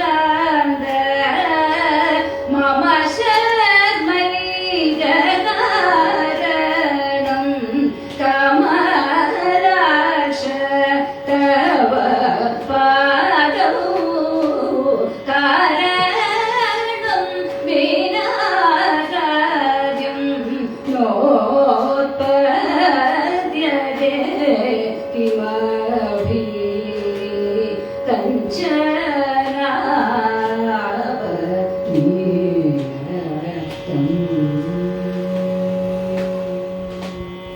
ശമദമാദി കാരണം. ശമം എന്ന് പറഞ്ഞാൽ മനസ്സിനെ അടക്കലാണ് ശമം. മനസ്സടങ്ങി കിട്ടണം. അപ്പം ശമദമാദി ദമം എന്ന് പറഞ്ഞു കഴിഞ്ഞാല് ബാഹ്യവൃത്തികൾ അടങ്ങാം. അപ്പൊ മനസ്സിനടക്കുക, ബാഹ്യവൃത്തികൾ അടക്കുക, ഇത് രണ്ടും വളരെ ആവശ്യമാണ്. അപ്പൊ ശമദമാദി കാരണം സാധു ശാസ്ത്ര നിഷേവ. മനസ്സും അടങ്ങണം, ബാഹ്യവൃത്തികൾ അടങ്ങണം. ബാഹ്യവൃത്തികൾ അടങ്ങിയില്ലെങ്കിൽ, മനസ്സടങ്ങിയില്ലെങ്കിൽ എന്താ പ്രശ്നം വെച്ചാല് നമ്മുടെ മനസ്സ് രാവിലെ ഇട്ട് കഴിഞ്ഞാൽ വൈകുന്നേരം നമ്മൾ കിടക്കുന്നത് വരെയുള്ള സമയത്തിൽ ഏകദേശം ഒരു 50,000 വിഷയങ്ങളിലേക്ക് കയറി ഇറങ്ങുകയാണ്. അത് കണ്ടു അവിടെ കയറി, അപ്പൊ ഇറങ്ങി. അതിന് വൃത്തി എന്നാ പറയാ. വൃത്തി അടിച്ചു വൃത്തിയാക്കാന്നല്ല, മനസ്സ് പല കാര്യങ്ങളിലും കയറി പുറത്തേക്ക് വരുന്നില്ലേ. ഒരാള് നടക്കണ കണ്ടു, ഉടനെ അയാളെ കുറിച്ച് വിചാരമായി, അയാൾ എവിടെയായിരുന്നു ജോലി ചെയ്യുന്ന, അയാൾ കാര്യങ്ങളുടെ താഴെയുള്ള ആൾക്കാരെ ദ്രോഹിച്ചിട്ടുണ്ടോ, അപ്പോഴേക്കും നല്ല ചൂടാണ്, വെയിലാണ്, അപ്പൊ ഉടനെ വെയിലിനെ കുറിച്ചായി, അല്ലെങ്കിൽ ഇലക്ഷന്റെ വണ്ടി പോകുന്നു, ഉടനെ അയാളെ കുറിച്ചിട്ടായി. അങ്ങനെ നമ്മളുടെ മനസ്സ് നമ്മളിങ്ങനെ 50,000-ഓളം വൃത്തികളിലെ കയറി ഇറങ്ങിയാൽ എന്താ ഉണ്ടാവുക അറിയോ? വൈകുന്നേരം ആവുമ്പോഴേക്കും മനസ്സ് ക്ഷീണിക്കും. വിനിവേശം എന്നാണ് പറയാം. ആവശ്യമില്ലാത്ത കാര്യങ്ങളിലൊക്കെ അങ്ങോട്ട് കയറി ഇറങ്ങും. ഒരാവശ്യമില്ല. ഏതൊരാളെ റോട്ടിലൂടെ പോകണു, അയാൾ എങ്ങനെ പോകണമെന്ന് നമുക്ക് എന്താ അറിഞ്ഞിട്ട് എന്താ ആവശ്യം? അങ്ങനെ വിനിവേശം വന്നു കഴിഞ്ഞാല് മനസ്സിന്റെ ആ ഷാർപ്പ്നെസ് പോകും. ഇതാണ് പ്രശ്നം. ഇത് നമ്മൾ മനസ്സിലാക്കാതെ ആ മനസ്സിനെ ഇങ്ങനെ മേയാൻ വിടുകയാണ്. ആടിനെ മാതിരി കണ്ടതിലൊക്കെ കയറി കഴിക്കും. അവിടെ കണ്ടു അതിൽ കയറി കഴിച്ചു, ഇതിനെ കണ്ടു ഇതിൽ കയറി കഴിച്ചു, ഇങ്ങനെ പോയിക്കൊണ്ടിരിക്കുന്നു. അത് നിൽക്കണമെന്നുണ്ടെങ്കിൽ എന്താ വഴി? അത് നിൽക്കണമെന്നുണ്ടെങ്കിൽ വഴിയുണ്ട്. നിൽക്കണമെന്നുണ്ടെങ്കിൽ അതാണ് സാധു ശാസ്ത്ര നിഷേവ. സാധു ശാസ്ത്രം എന്ന് പറഞ്ഞാൽ വേദമാണ്. വേദാശാസ്ത്രം പരം നാസ്തി. വേദത്തിനപ്പുറത്തേക്ക് ഒരു ശാസ്ത്രമില്ല. എന്ന ദൈവം കേശവാത് പരം. അപ്പോ തക്ഷംഖ്യോരാവൃണീമഖേ ഗാതും യജ്ഞായ എന്നൊക്കെ പറയുമ്പോൾ ഉടനെ ശ്രദ്ധിക്കുക. വേദം പറയുന്നുണ്ടല്ലോ, വേദം പറയാൻ അർഹതയില്ലാത്ത ആൾക്കാരുണ്ടാവും, ഒന്നാലും ശ്രദ്ധിക്കുക. സഹനാവവതു, ഉടനെ ശ്രദ്ധിക്കുക. സഹന, അത് വേദമന്ത്രങ്ങളാണല്ലോ. ആ മന്ത്രങ്ങൾക്ക് നമ്മുടെ ഈ വിനിവേശമായിട്ട് നടക്കുന്ന ഈ സാധനത്തിനെ പിടിച്ചു കെട്ടി അതിന്റെ ഒരു പൊട്ടൻഷ്യൽ എനർജി വേസ്റ്റ് ആയി പോവാതെ നിർത്താനുള്ള ശക്തിയുണ്ട്. ഇത് എത്രയോ കാലം, വർഷങ്ങളായി നമുക്ക് പകർന്നു കിട്ടിയ ഒരു അമൂല്യ സമ്പത്താണ്. മനസ്സിനെ പിടിച്ചു കിട്ടി മെന്റൽ എനർജി പോവാതിരിക്കാൻ നമുക്കുള്ളൊരു വഴി നമ്മുടെ കയ്യിലുണ്ട്. സിദ്ധമാണ്. നമ്മൾ രാവിലെ എഴുതി കഴിഞ്ഞാൽ എങ്ങനെയാണോ പല്ല് കഴിച്ച് കാപ്പ് കുടിക്കുന്നത്, അതേപോലെ നമുക്ക് അകത്ത് വന്നുകൊണ്ടിരിക്കുകയാണ്. ഇപ്പൊ എത്ര കുട്ടികൾ ഇവിടെ ചൊല്ലിക്കൊണ്ടിരിക്കുന്നു, ശംനോ മിത്രശം വരുണഹ എന്ന് ചെല്ലുന്ന ആൾക്കാർ. ഇതൊക്കെ എങ്ങനെയാ വരുന്നത്? അത് സിദ്ധമാണ്. ഇവിടെ വന്ന് ജനിച്ചാൽ തന്നെ ഉടനെ നമുക്കിത് കിട്ടുകയായിട്ടേക്ക്. നിരന്തര അഭ്യാസ നിതാന്ത ഭദ്രമായിട്ട് നമ്മുടെ കയ്യിൽ വന്നിരിക്കുകയാണ് വേദമന്ത്രങ്ങൾ. അതിനെ കളഞ്ഞു കുടിക്കുന്നല്ലോ. അത് എന്തിനാണ് ഈ നിരന്തര അഭ്യാസ നിതാന്ത ഭദ്രം? എന്തിനാണ് എന്ന് വെച്ചാൽ അഹമേവാസ്മി, അഹം ബ്രഹ്മ, അഹമേവാസ്മി, ഇതാണ് എന്ന് പറഞ്ഞ് സന്ധ്യാവന്തനം ചെയ്താൽ തന്നെ ധാരാളമായി. പക്ഷെ നമുക്കത് തോന്നണ്ടേ? അത് തോന്നുന്നില്ല. അതാണ് സാധു ശാസ്ത്ര നിഷേവ. വേദമന്ത്രങ്ങളെ എവിടെ കേൾക്കുന്നുണ്ടോ, വേദമന്ത്രങ്ങൾ ആര് ചെല്ലുന്നുണ്ടോ അതിലൊക്കെ നമ്മള് ശ്രദ്ധിക്കണം എന്ന് പറയുന്നതാണ് ഈ സാധു ശാസ്ത്ര നിഷേവ. സമസസ്യാപ്തി കാരണം സാരവൃഷ്ടി സാരവൃഷ്ടി ഏവാഹോ സമസസ്യാപ്തി കാരണം. ഇത് വളരെ പ്രധാനമാണ്. ഇപ്പോ നല്ല മഴ കിട്ടണം. നമ്മുടെയൊക്കെ മനസ്സിലും ഇപ്പൊ തന്നെയാണ് ആഗ്രഹം. നല്ലൊരു മഴ കിട്ടിയാൽ ഇപ്പൊ എന്തൊരു സുഖമായേനെ. ഒരു നല്ല മഴ പെയ്തെന്ന് വിചാരിച്ചു നോക്കൂ. അങ്ങനെ ഒരു നല്ലൊരു മഴ കിട്ടിയാൽ സമസസ്യാപ്തി കാരണം സാരവൃഷ്ടി രേവാഹോ. സാരവൃഷ്ടി പറഞ്ഞാൽ നല്ല അതിഗംഭീരമായൊരു മഴ, നല്ലൊരു ശക്തിയായൊരു മഴ കിട്ടിയാല് ഇപ്പൊ എന്തായി? സമസസ്യാപ്തി കാരണം. നല്ല യഥാകാലം മഴ കിട്ടിക്കഴിഞ്ഞാൽ സസ്യങ്ങളൊക്കെ തളർത്തിങ്ങനെ വളരും. നമുക്ക് നമ്മളുടെ പല ബുദ്ധിമുട്ടുകളും ഒരു വിലക്കയറ്റത്തിന് താഴേക്ക് വരും. വേണ്ട കാലത്ത് ചക്കയും മാങ്ങയൊക്കെ ഉണ്ടാവും. ആൾക്കാർക്ക് ഇതൊന്നും വാങ്ങിക്കാൻ പോകുമ്പോൾ അതിന്റെ വില കാരണം വാങ്ങിക്കാതെ തിരിച്ചു വരേണ്ടി വരില്ല. അല്ലെങ്കിൽ വേണ്ട കാലത്ത് വൃഷ്ടിയില്ലെങ്കിൽ അതിന്റെ ഒരു ഡയറക്റ്റ് ആൻഡ് ഇൻഡയറക്റ്റ് ഇഫക്റ്റ് പറഞ്ഞറിയിക്കാൻ പറ്റില്ല. അത്ര ബുദ്ധിമുട്ടാണ്. അപ്പൊ ഞാൻ പറയണ്ടല്ലോ, നിങ്ങളെല്ലാവരും അനുഭവിച്ചുകൊണ്ടിരിക്കുകയാണ്. വേണ്ട മാതിരി ഒരു സമയത്ത് വിഷു കഴിഞ്ഞാലോ അല്ലെങ്കിൽ ഉത്സവം തുടങ്ങിയാലോ ഒരു മഴ കിട്ടിയിരുന്നെങ്കിൽ നിങ്ങൾ എല്ലാവരുടെയും മനസ്സിൽ അതായിരിക്കും. അതാ എന്തുകൊണ്ട് മഴ പെയ്തില്ല എന്നുള്ള ചോദ്യം. അത് പിന്നെ അത് കഴിഞ്ഞാൽ അടുത്ത കാരണം എന്താ? തിമിര അഭാവ കാരണം ദിനമണി രമാകാന്ത. ഹേ രമാകാന്ത, ഹേ പത്മനാഭസ്വാമി, തിമിര അഭാവ കാരണം. രാവിലെ വെളിച്ചായി, കൗസല്യ സുപ്രജാരാമ എന്നൊക്കെ കേൾക്കുന്നുണ്ട്. കുറച്ച് കഴിഞ്ഞപ്പോ ആദ്യം അരുണനും പിന്നീട് അതിന്റെ പിറകെ സൂര്യഭഗവാനും വന്നു. കൃത്യം പറഞ്ഞു വെച്ച മാനി. ഒരു ദിവസം വന്നില്ലെങ്കിലോ?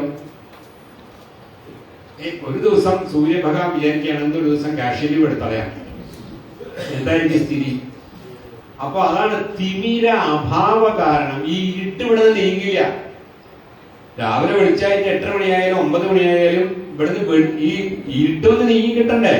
ആ തിമിരത്തിന്റെ അഭാവ കാരണം ദിനമണി വംശ എന്നൊക്കെ ശ്രീരാമചന്ദ്ര സ്വാമിയെ സ്തുതിച്ചുകൊണ്ട് ത്യാഗരാജസ്വാമികൾ എത്രയോ കീർത്തനങ്ങളുണ്ട്. ദിനമണി വംശ തിലക ലാവണ്യ എന്നൊക്കെ കീർത്തനങ്ങളുണ്ട്.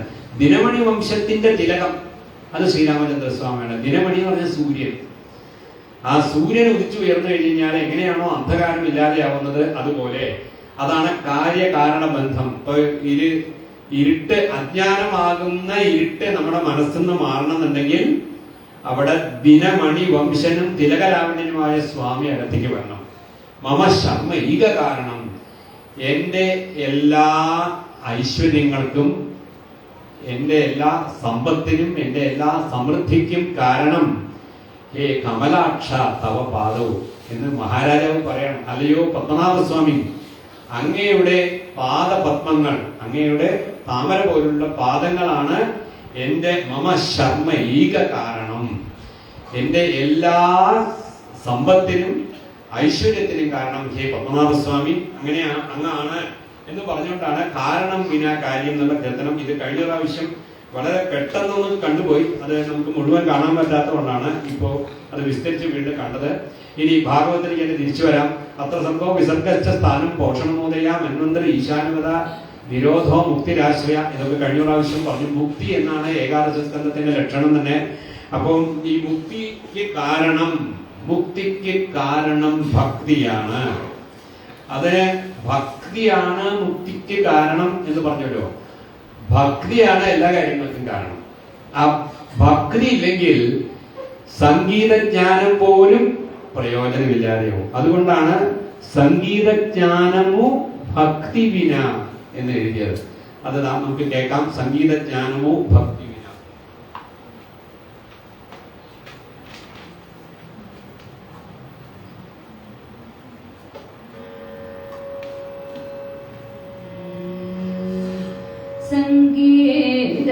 സംഗീതജ്ഞാനമോ ഭക്തി വിന സന്മാർഗമോ കലരേ മനസ. സംഗീതജ്ഞാനമോ ഭക്തി വിന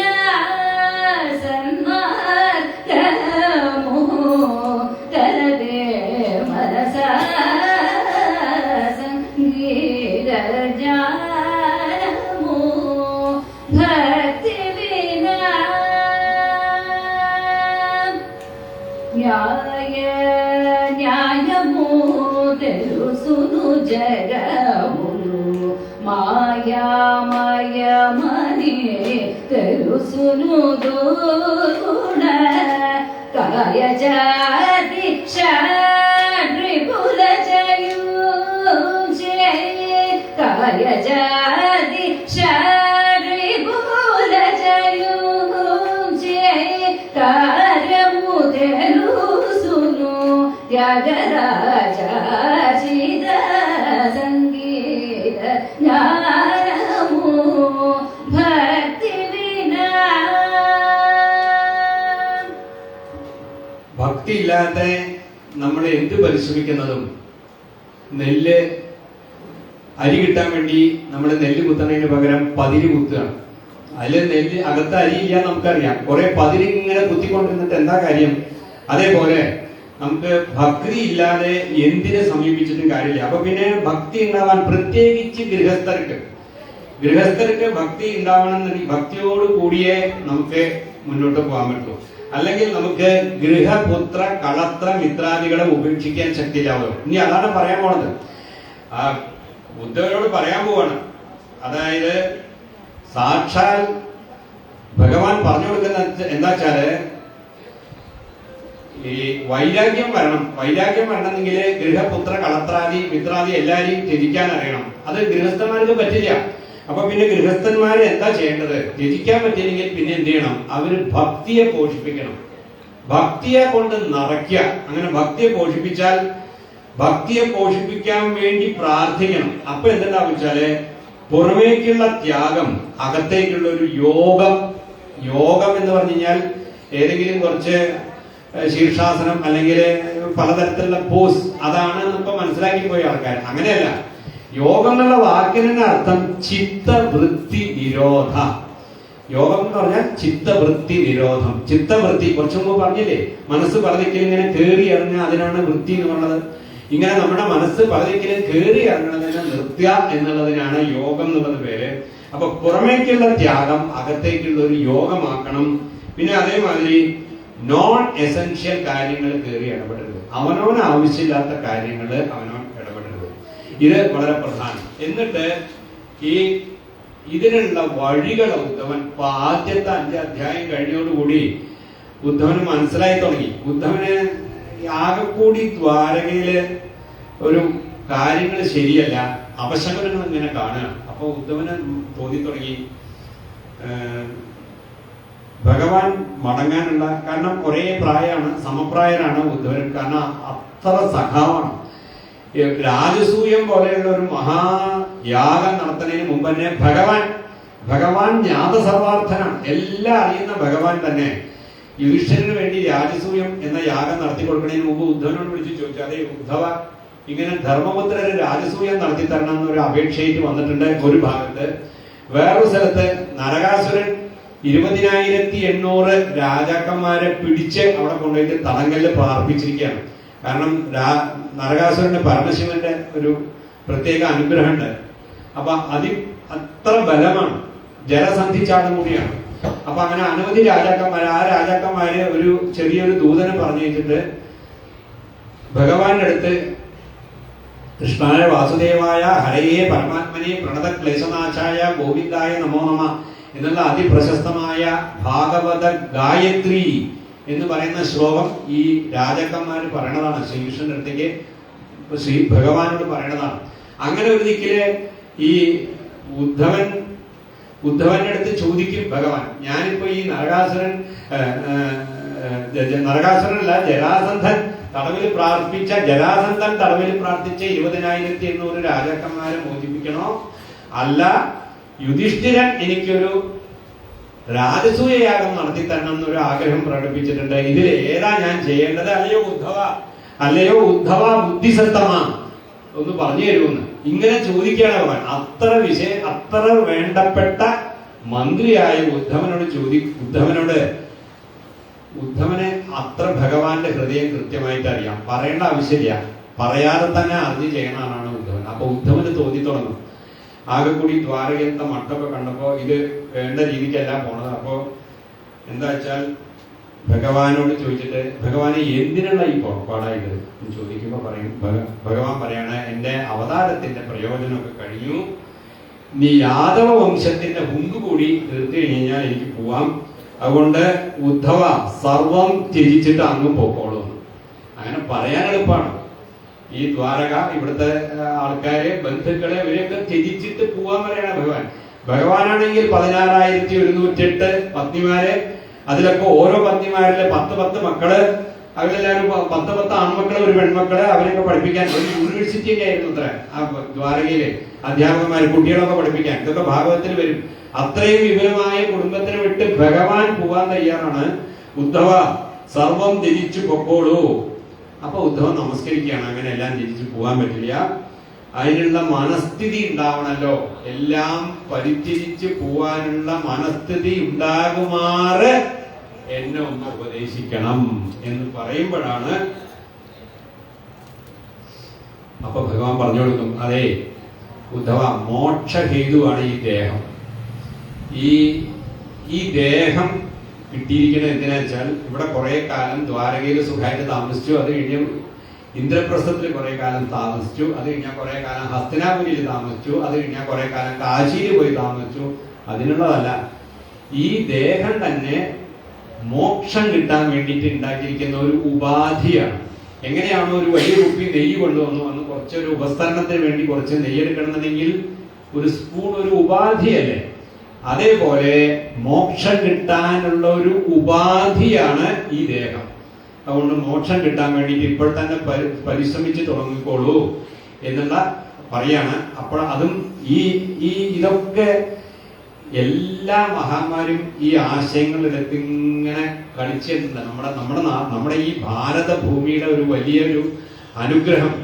ഈ ആശയങ്ങളൊക്കെ നമുക്ക് അത്ര സുലഭമാണ്. അത് പൂന്താനായാലും ശരി, മേൽപ്പത്തൂർ ഭട്ടതിരിപ്പായാലും ശരി, കുഞ്ചൻ നമ്പ്യാരായാലും ശരി, ത്യാഗരാജസ്വാമികളായാലും ശരി. അപ്പൊ ത്യാഗരാജസ്വാമികളെ കൂടി ഓർത്തിട്ട് ആ മോക്ഷമു ബലത എന്ന് കൂടി ഓർത്തിട്ട്, മോക്ഷമാണ് നമ്മുടെ ദേഹത്തിന്റെ ഇങ്ങനെയുള്ള ദേഹത്തിന്റെ ലക്ഷ്യം, അതുകൂടി ഓർത്തിട്ട് നമുക്ക് ബാക്കിയുള്ള ഉദ്യോഗങ്ങളുടെ ഉപദേശത്തിലേക്ക് കയറാം.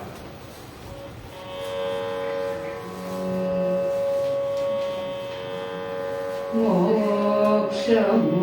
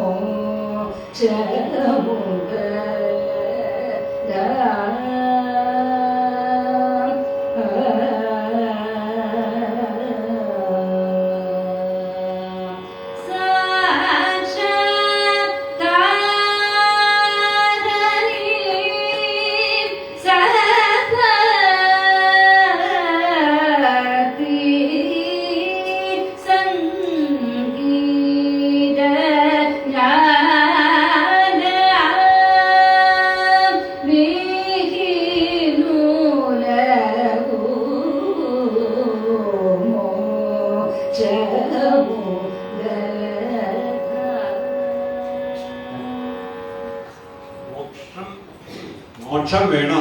സദ്ഭക്തി ഉണ്ടാവട്ടെ. സദ്ഭക്തിയാണ് വേണ്ടത്. അപ്പൊ സദ്ഭക്തിക്ക് എന്താ വേണ്ടെന്ന് ചോദിക്കുന്ന ദിക്കിലാണ് ഉദ്ധവനോടുള്ള അതായത് ഇവിടെ ഒരു യുദ്ധത്തിന്റെ അർജുനനോട് പറയുമ്പോ സാക്ഷാൽ ഭഗവത്ഗീത എന്നുള്ള സന്ദർഭത്തിനേക്കാൾ വളരെ ഒരു ഡിഫറെന്റ് ആയ ഒരു കോണ്ടെക്സ്റ്റ് ആണ് ഇവിടെ ഒരു യുദ്ധം നടക്കുന്ന യുദ്ധരംഗമൊന്നുമല്ല. ഇവിടെ ഭഗവാനും ഉദ്ധവനും മാത്രമേ ഉള്ളൂ. രണ്ടുപേരും വയസ്സന്മാരാണ്. ഏകദേശം 120 വയസ്സായിരിക്കുന്നു ഭഗവാനും. ഉദ്ധവനും തന്നെ അത്രയായി. അർജുനനെ മാതിരി ഒരു യൂത്ത് അല്ല, അതായത് ഇരുത്തം വന്ന ഭഗവാന്റെ പ്രായത്തിലുള്ള ഭഗവാന്റെ ആത്മസുഹൃത്തായ ഉദ്ധവനോട് ഭഗവത്ഗീതയേക്കാൾ ശ്ലോകങ്ങളിലൂടെ ഉദ്ധവ ഗീത ഉപദേശിക്കാൻ തുടങ്ങണം. അപ്പോഴാണ് സാക്ഷാത്കാരവും സദ്ഭക്തി, ഭക്തി വളർത്താനുള്ള വഴി കണ്ടുപിടിക്കൂ. അപ്പൊ ഉദ്ധവൻ പറയുന്നുണ്ട്, നാഹം തവാഘ്രികമലം, ഭഗവാനെ അങ്ങയുടെ അഘ്രികമലം താമരപ്പൂ പോലുള്ള ഈ കാലുകളെ ക്ഷണാർത്ഥമപി കേശവാത്യക്തും സമുത്സഹേനാണ്. ഭഗവാൻ പൂവാറായി എന്ന് എനിക്ക് ഒരു തോന്നലുണ്ട്, പക്ഷെ എനിക്ക് അങ്ങേ വിട്ടുപിരിഞ്ഞിരിക്കാൻ വൃത്തിയില്ല. അതുകൊണ്ട് സ്വധാമ നയമാമപി, എന്നെയും കൂടെ കൊണ്ടുപോകും. അങ്ങ് എവിടേക്കാ പോണെച്ചാൽ എന്നെയും കൂടെ കൊണ്ടുപോകും. ആ നയം നോക്കിക്കോണമേ ഭഗവാന്റെ. കൊണ്ടുപോവാന്നും പറഞ്ഞില്ല, കൊണ്ടുപോവില്ല എന്നും പറഞ്ഞില്ല, ഒന്നും പറഞ്ഞില്ല. എന്നെയും കൂടി ഒപ്പം കൊണ്ടുപോകണം എന്ന് പറഞ്ഞപ്പോ കൊണ്ടുപോയില്ല എന്നും പറഞ്ഞില്ല, കൊണ്ടുപോകുന്നും പറഞ്ഞില്ല. പിന്നെ അവിടെ നിന്ന് ഇങ്ങോട്ട് പറഞ്ഞു കൊടുക്കുകയാണ്, യത് ശ്രോതവ്യം അതോ ജപ്യം, കേൾക്കേണ്ടത് കേൾക്കണം, കാണേണ്ടത് കാണണം. ആവശ്യമില്ലാത്ത കാര്യത്തിൽ പോയി യത് കർത്തവ്യം, യത് ശ്രോതവ്യം അധോ ജപ്യം, യത് കർത്തവ്യം നൃഭി പ്രഭോ സ്മർത്തവ്യം ഭജനീയം വാ ബ്രൂഹി യത് വാ വിപര്യം. ഏതാണ് നമ്മൾ ഓർക്കേണ്ടത്, അതിനെ ഓർക്കാൻ പാടുള്ളൂ. റോഡിൽ പോകുന്നു, വണ്ടി ഓടിച്ച് പോകുമ്പോൾ ബസ്സിലാണ് നമ്മൾ ഇരിക്കുന്നത്. അവിടെ കുറെ ആൾക്കാർ കൂടി നിൽക്കുന്ന റോഡില് ഉടനെ ബസ്സിന്റെ ജനലിലൂടെ തല പുറത്തിട്ട് നോക്കുമ്പോ അവിടെ ഒരു ആക്സിഡന്റ്, തല പൊട്ടി പൊളിഞ്ഞിരിക്കണ കാണാം. പിന്നെ അത് മനസ്സിന്ന് പോവില്ല. ഇതാണ് നമ്മൾ ശ്രദ്ധിക്കണം. ആവശ്യമില്ലാത്ത കാര്യത്തില് എന്തൊക്കെയോ നടക്കുന്ന റോഡില് അതൊന്നും നമ്മൾ കാണേണ്ട ആവശ്യമില്ല. അപ്പോ യത് ശ്രോതവ്യം അതോ ജപ്യം, യത് കർത്തവ്യം നൃഭിപ്രഭോ സ്മർത്തവ്യം ഭജനീയം വാ. ആരൊരാള് നമ്മുടെ ബോസാണ്, അയാൾ നമ്മളെ ചീത്ത പറഞ്ഞു. അത് ചീത്ത പറഞ്ഞത് എത്രയോ കാലം മുമ്പാണ്, 20 വർഷം. നമ്മുടെ സർവീസിൽ കേറിയിട്ട് തുടങ്ങുമ്പോ ഒരാള് അന്ന് ചീത്ത പറഞ്ഞത് റിട്ടയർമെന്റ് ദിവസം ഓർത്തിരിക്കുകയാണോ വേണ്ടത്? അത് കഴിഞ്ഞ് 40 വർഷം സർവീസായി. സ്മർത്തവ്യം ഭജനീയം, അത് കഴിഞ്ഞ് എത്രയോ നല്ല വാക്കുകൾ ആൾക്കാർ പറഞ്ഞിട്ടുണ്ട്. അതൊന്നല്ല ഓർമ്മ. അന്ന് അയാൾ എന്നോട് അങ്ങനെ പറഞ്ഞില്ലേ, അന്ന് ഞാനൊരു 10 രൂപ ചോദിച്ചു, അയാൾ തന്നില്ല. അതൊക്കെയാണ് ആൾക്കാർ ഓർത്തിരിക്കുന്നത്. സ്മർത്തവ്യം ഭജനീയം വാ ബ്രൂഹി യത് വാ വിപര്യം. ബ്രൂഹി, എനിക്ക് പറഞ്ഞു തരൂ. അപ്പൊ പറഞ്ഞു, അവിടെ നിന്ന് അപ്പൊ പറഞ്ഞു, അതെ, യദുകുല ചക്രവർത്തിയായ എന്റെ ഒരു പൂർവികൻ, യദുകുലത്തിലാണോ ഞാൻ, അതുകൊണ്ടാണോ ഞാൻ യാദവനാണ് ഞാൻ. യദുകുലത്തിലെ അതിവിശിഷ്ടമായ ധർമ്മത്തിന്റെ മൂർത്തികളാണ് യദുകുല ചക്രവർത്തിമാരൊക്കെ. അതുകൊണ്ടാണ് ഭഗവാൻ അവിടെ തന്നെ ഭാഗവതം ദശമത്തില് ഭഗവാൻ അവതരിക്കുന്നതിന് മുമ്പ് നവമത്തില് 14ഓളം അധ്യായങ്ങളുടെ സൂര്യവംശവും 11ഓളം അധ്യായങ്ങൾ 14ാമത്തെ അധ്യായത്തില് ശ്രീരാമചന്ദ്ര സ്വാമിയുടെ കഥയോടുകൂടി സൂര്യവംശ കഥനവും. അതാണ് ലക്ഷണങ്ങൾ പറഞ്ഞു വരുമ്പോ ഈശാനുകഥ മന്വന്തര ഈശാനുകഥ നിരോധോ മുക്തിരാശ്രയ. ഈശാനുകഥ എന്തിനാ അത്ര വിസ്തരിച്ചിട്ട് ദശമം തുടങ്ങുന്നതിന് മുമ്പ് നവമസ്കന്ധത്തിൽ എന്തിനാണ് ഇത്ര വിസ്തരിച്ചിട്ട് സൂര്യവംശത്തിനെയും ചന്ദ്രവംശത്തിനെയും പറഞ്ഞത് എന്ന് ചോദിച്ചാൽ, നമ്മുടെ മനസ്സും ബുദ്ധിയും, സൂര്യനാണ് ബുദ്ധിയുടെ അധിപൻ, അതുകൊണ്ട് ബുദ്ധി വൃത്തിയായിരിക്കണം. അതുകൊണ്ട് സൂര്യവംശത്തിന്റെ കാര്യങ്ങള്, ആ വംശകഥ മുഴുവൻ 14 അധ്യായങ്ങളുണ്ട്. അനവധി ശ്ലോകങ്ങള്, അനവധി രാജാക്കന്മാരുടെ കഥകൾ അവിടെ പറഞ്ഞു നിർത്തു. അത് കഴിഞ്ഞ് 11 അധ്യായങ്ങളില് ചന്ദ്രവംശത്തിനെ പറഞ്ഞു. കാരണം ചന്ദ്രമാ മനസ്സോ ജാതക, മനസ്സ് ശുദ്ധിയാവണം. ചന്ദ്രനാണ് മനസ്സിന്റെ അധിപൻ. അപ്പൊ മനസ്സ് ശുദ്ധിയായിട്ട് നിൽക്കണം എന്നുണ്ടെങ്കിൽ ചന്ദ്രവംശത്തിലെ രാജാക്കന്മാർക്ക് അങ്ങനെ പറഞ്ഞു വരുമ്പോഴാണ് യദുവംശത്തിനെ കുറിച്ച് പറയുന്നത്. യദുവംശ ശ്രേഷ്ഠന്മാര് മനസ്സിന്റെ അധിപനായ ചന്ദ്രന്റെ വംശത്തിൽപ്പെട്ടവരാണ്. അങ്ങനെ ആ യദുമഹാരാജാവ് ഒരു ദിവസം ഒരു അവധൂതനെ കണ്ടെത്തി. ഒരു അവധൂതൻ വളരെ സന്തോഷമായിരിക്കുന്നുണ്ട്. എപ്പോഴും സന്തോഷമാണ്, ഒരു കാരണമില്ല, എന്നാലും സന്തോഷമാണ്. അപ്പൊ അങ്ങനെ അവധൂതനെ കണ്ടെത്തിയപ്പോ അവധൂതനോട് നിങ്ങൾ എന്താ അത്ര സന്തോഷമായിട്ടിരിക്കുന്നത് എന്ന് ചോദിക്കുകയാണ്. അപ്പോ ഇങ്ങനെ ഒരു കാരണമില്ലാതെ സന്തോഷമായിട്ടിരിക്കണം എന്നുണ്ടെങ്കിൽ എന്താ കാരണം? അപ്പോ ഈ അവധൂതൻ ദത്താത്രേയൻ എന്നുള്ള മഹർഷിയായിരുന്നു അത്ര. അപ്പൊ യദുകുല ചക്രവർത്തിയായ യദു രാജാവിനോട് പറഞ്ഞു കൊടുക്കുന്ന കാര്യങ്ങളെ ഭഗവാൻ ഉദ്ധവന് പറഞ്ഞു കൊടുക്കാണ്. നോക്കിക്കോളൂ, അതായത് ഇത് ഇങ്ങനെ എന്റെ കാരണം അതാ തികച്ചും ഞാൻ കുറച്ച് കഴിഞ്ഞ് ഡയറക്റ്റ് ആയിട്ടുള്ള കാരണം ഈ യദുമഹാരാജാവിന് ദത്താത്രേയൻ ഉപദേശിച്ചു കൊടുത്ത 24 ഗുരുക്കന്മാരെക്കുള്ള കുറിച്ചിട്ടുള്ള കഥ മുഴുവൻ കേട്ടിട്ടും ഉദ്ധവന്റെ മനസ്സിലുള്ള സംശയങ്ങൾ മാറില്ല. പിന്നെയും കുറെ ചോദ്യങ്ങൾ, ദമം എന്താണ്, ശമം എന്താണ്, ദർശനം എന്താണ്, പൂജ എങ്ങനെയാണ്, പൂജാവിധി എങ്ങനെയാണ്, അങ്ങനെ ചോദിച്ചുകൊണ്ടേയിരിക്കും. അവസാനം ഹന്തതേ കലയിഷ്യാമി, മടുത്തു ഭഗവാൻ ചോദ്യത്തിന് ഉത്തരം പറഞ്ഞിട്ടേ. എന്താണ് ദമസ്, എന്താണ് ശമം, എന്താണ് ദമം, ഇങ്ങനെ ചോദിച്ച് മാലാ ചോദ്യങ്ങൾ എന്നാണ് ആ അദ്ദേഹത്തിന്റെ പേര്. നിരന്തരമായ ഒരു ടിറേഡ് ഓഫ് ക്വസ്റ്റ്യൻസ്, ചോദ്യങ്ങളുടെ ഒരു വർഷം എന്ന് പറയട്ടെ. അതായത് ചോദ്യങ്ങളുടെ ഒരു മാല അങ്ങനെ ചോദിച്ചപ്പോഴാണ് പിന്നീട് ഡയറക്റ്റ് ആയിട്ടുള്ളത്. അതിനു മുമ്പ് തന്നെ ഇത്രയും ജ്ഞാനിയായ ഭഗവാൻ തന്നെ നമ്മുടെ യാദവ കുലത്തിലെ യദുകുലത്തിലെ യദുമഹാരാജാവിന് ദത്താത്രേയൻ 24 ഗുരുക്കന്മാരെ കുറിച്ചിട്ട് ഒരു കഥ പറഞ്ഞു കൊടുത്തിട്ടുണ്ട്. ഉദ്ധവ കേട്ടോളൂ, ഞാൻ കഥ പറഞ്ഞു തരാം, കേൾക്കാൻ തയ്യാറല്ലേ ചോദിച്ചപ്പോ ഉദ്ധവനോട് പറയാണ്. അതെന്താ വെച്ചാല്, ഒന്ന്, അസമത്വ വിചാരത്തിനോ പരദ്രോഹ ചിന്തയ്ക്കോ അവകാശമില്ല എന്റെ മനസ്സിൽ. എനിക്ക് അങ്ങനെ ആരോടും ഒരു ദോഷത്തിനോ അല്ലെങ്കിൽ പരദ്രോഹ ചിന്തയോ ഒന്നുമില്ല, അസമത്വമില്ല. കാരണം ഞാൻ അത് 24 ഗുരുക്കന്മാരിൽ നിന്ന് കണ്ടു പകർത്തിയതാണ്. ആ പകർത്തിയത് എങ്ങനെയാ വെച്ചാല് കേട്ടോളൂ, 24 ആധ്യാത്മിക ഗുരുനാഥന്മാരെ എനിക്കുണ്ട്. അവരിന്ന് കണ്ടുപഠിച്ചത്, അവരിന്ന് ഞാൻ മനസ്സിലാക്കിയത് വൈരാഗ്യമാണ്. ഈ വൈരാഗ്യമാണ് ലോക നിരീക്ഷണത്തിൽ തൽപരനായി ഞാൻ ഭൂമിയിൽ എല്ലായിടത്തും സഞ്ചരിച്ചു. അങ്ങനെ സഞ്ചരിച്ചു കൊണ്ടേയിരുന്നപ്പോ എനിക്ക് കുറെ കാര്യങ്ങൾ പിടികിട്ടി. അത് മനസ്സിലാക്കിക്കോളൂ എന്ന് പറഞ്ഞിട്ട് ഓരോ ഗുരുനാഥന്മാരെയായിട്ട് പറഞ്ഞുകൊണ്ട് വരികയാണ്. അങ്ങനെ ഞാൻ പ്രകൃതിയില് ഞാൻ ഇങ്ങനെ സഞ്ചരിക്കുമ്പോ ആദ്യം തന്നെ ഭൂമിയിലാണ് സഞ്ചരിക്കണം. അപ്പൊ എനിക്ക് തോന്നി, ഈ ഭൂമി ആൾക്കാർ എന്തൊക്കെ ചെയ്യുന്നു, ഭൂമിയെ വലിയ വലിയ കുന്നുകളെ ഇടിച്ചു പൊടിക്കുന്നു, അല്ലെങ്കിൽ നദികൾ പുതുതായിട്ട് വെട്ടുന്നു, അല്ലെങ്കിൽ പുഴകൾക്ക് അണകൾ കെട്ടി തടഞ്ഞു നിർത്തുന്നു. സർവം സഹയാണ്, അതായത് സർവാക്രാന്താവി ഭൂമി, എത്ര ആക്രമിച്ചാലും ഭൂമി ക്ഷമയെ വിടുന്നില്ല. അതുകൊണ്ട് ഭൂമിക്ക് ക്ഷമ എന്നൊരു പേരുണ്ട്. അതുകൊണ്ട് ആദ്യമായി ഒരു മുമുക്ഷു, ഒരു മോക്ഷം കിട്ടണം എന്ന് വിചാരിക്കുന്ന ആൾ ചെയ്യേണ്ടത് എന്താ വെച്ചാല് ഭഗവാന്റെ പദങ്ങളെ ഭജിച്ചുകൊണ്ട് കഴിച്ചുകൂട്ടുകയാണ്. സർവം സഹത്വം, സർവം സഹിച്ചുകൊണ്ട് കഴിക്കണം എന്ന് പറഞ്ഞു. അങ്ങനെ ശരി, അപ്പൊ ഭൂമിയിൽ നിന്ന് സർവം സഹയായിട്ടിരിക്കണം, അതാണ് പഠിക്കേണ്ടതെന്ന് പറഞ്ഞിട്ട് ഞാൻ ആ ഭൂമിയിലൂടെ തന്നെ സർവം സഹനായിട്ട് ജീവിച്ചോളാം എന്ന് പറഞ്ഞ് യാത്ര തുടർന്നു. അങ്ങനെ തുടർന്നുകൊണ്ടിരിക്കുമ്പോ അതാ ഒരു ഇളം കാറ്റ് വീശുകയാണ്.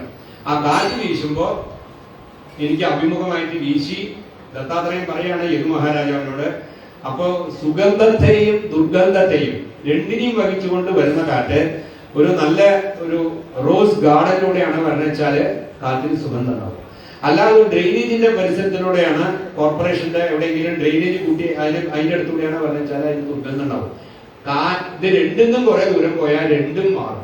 അപ്പൊ കാറ്റിന് ഒരു നിർലേപതയുണ്ട്, ഒട്ടിപ്പിടിക്കലില്ല. കാറ്റിന്റെ ഒരു ഗുണം എന്താണ്? അതായത് ശുദ്ധമായിട്ടിരിക്കും. കുറച്ച് അശുദ്ധി വന്നു കഴിഞ്ഞാൽ തന്നെ അത് ഉടനെ മാറും. അല്ലെങ്കിൽ ഒരു ദുർഗന്ധമാണെങ്കിൽ ദുർഗന്ധം മാറും, സുഗന്ധമാണെങ്കിൽ സുഗന്ധവും മാറും. അതായത് നാനാ വിഷയവാസനകളിൽ ഓടുന്ന ജീവൻ ഈശ്വര ചിന്തയിലേക്ക് കടന്നാൽ പരമവ്യോമത്തിൽ ലയിക്കുമെന്ന് നാം കാറ്റിൽ നിന്ന് മനസ്സിലാക്കണം. കാറ്റ് നമ്മളൊരു ഗുരുനാഥനാണ്, ഭൂമി ഒരു ഗുരുനാഥനാണ്, കാറ്റ് ഒരു ഗുരുനാഥനാണ്. അത് കഴിഞ്ഞ് ഞാൻ കുറച്ചുകൂടി ദൂരം നടന്നപ്പോ വളരെ വിശാലമായ ഒരു മഴക്കാറ് പോലും ഇല്ലാത്ത നല്ല പരന്ന ആകാശം കാണാം. അപ്പൊ ആകാശം എന്റെ ഗുരുനാഥനാണോ? ആകാശം ഒരു ഗുരുനാഥനാണ്. എന്തിനാണ് ആകാശം? ആകാശം അതിന് കറുപ്പമല്ല, അത് വെളുപ്പമല്ല, അതിന്റെ അനന്തത കൊണ്ട് നമുക്കൊരു നീല നിറം ഉണ്ടെന്ന് തോന്നിക്കുകയാണ്. അതുപോലെ ആത്മാവ് ത്രിഗുണങ്ങളോ ബ്രാഹ്മണാദിയായ ജാതികളോ അല്ല, ബ്രാഹ്മണൻ, ക്ഷത്രിയൻ, വൈശ്യൻ, ശൂദ്രൻ എന്നുള്ളതൊന്നും ആത്മാവിനില്ല, ആകാശത്തിനെ പോലെ. അപ്പൊ ആകാശവും എനിക്ക് പഠിപ്പിക്കുകയാണ്. അഹങ്കാരം മുതലായ അഹങ്കാരം, ഞാൻ എന്റെ എന്നുള്ള ആ ഒരു വിചാരം, ഈ ചിത്തവൃത്തികളാണ് ഇതിനൊക്കെ ഉണ്ട് ഇല്ല തോന്നിക്കലാണ്.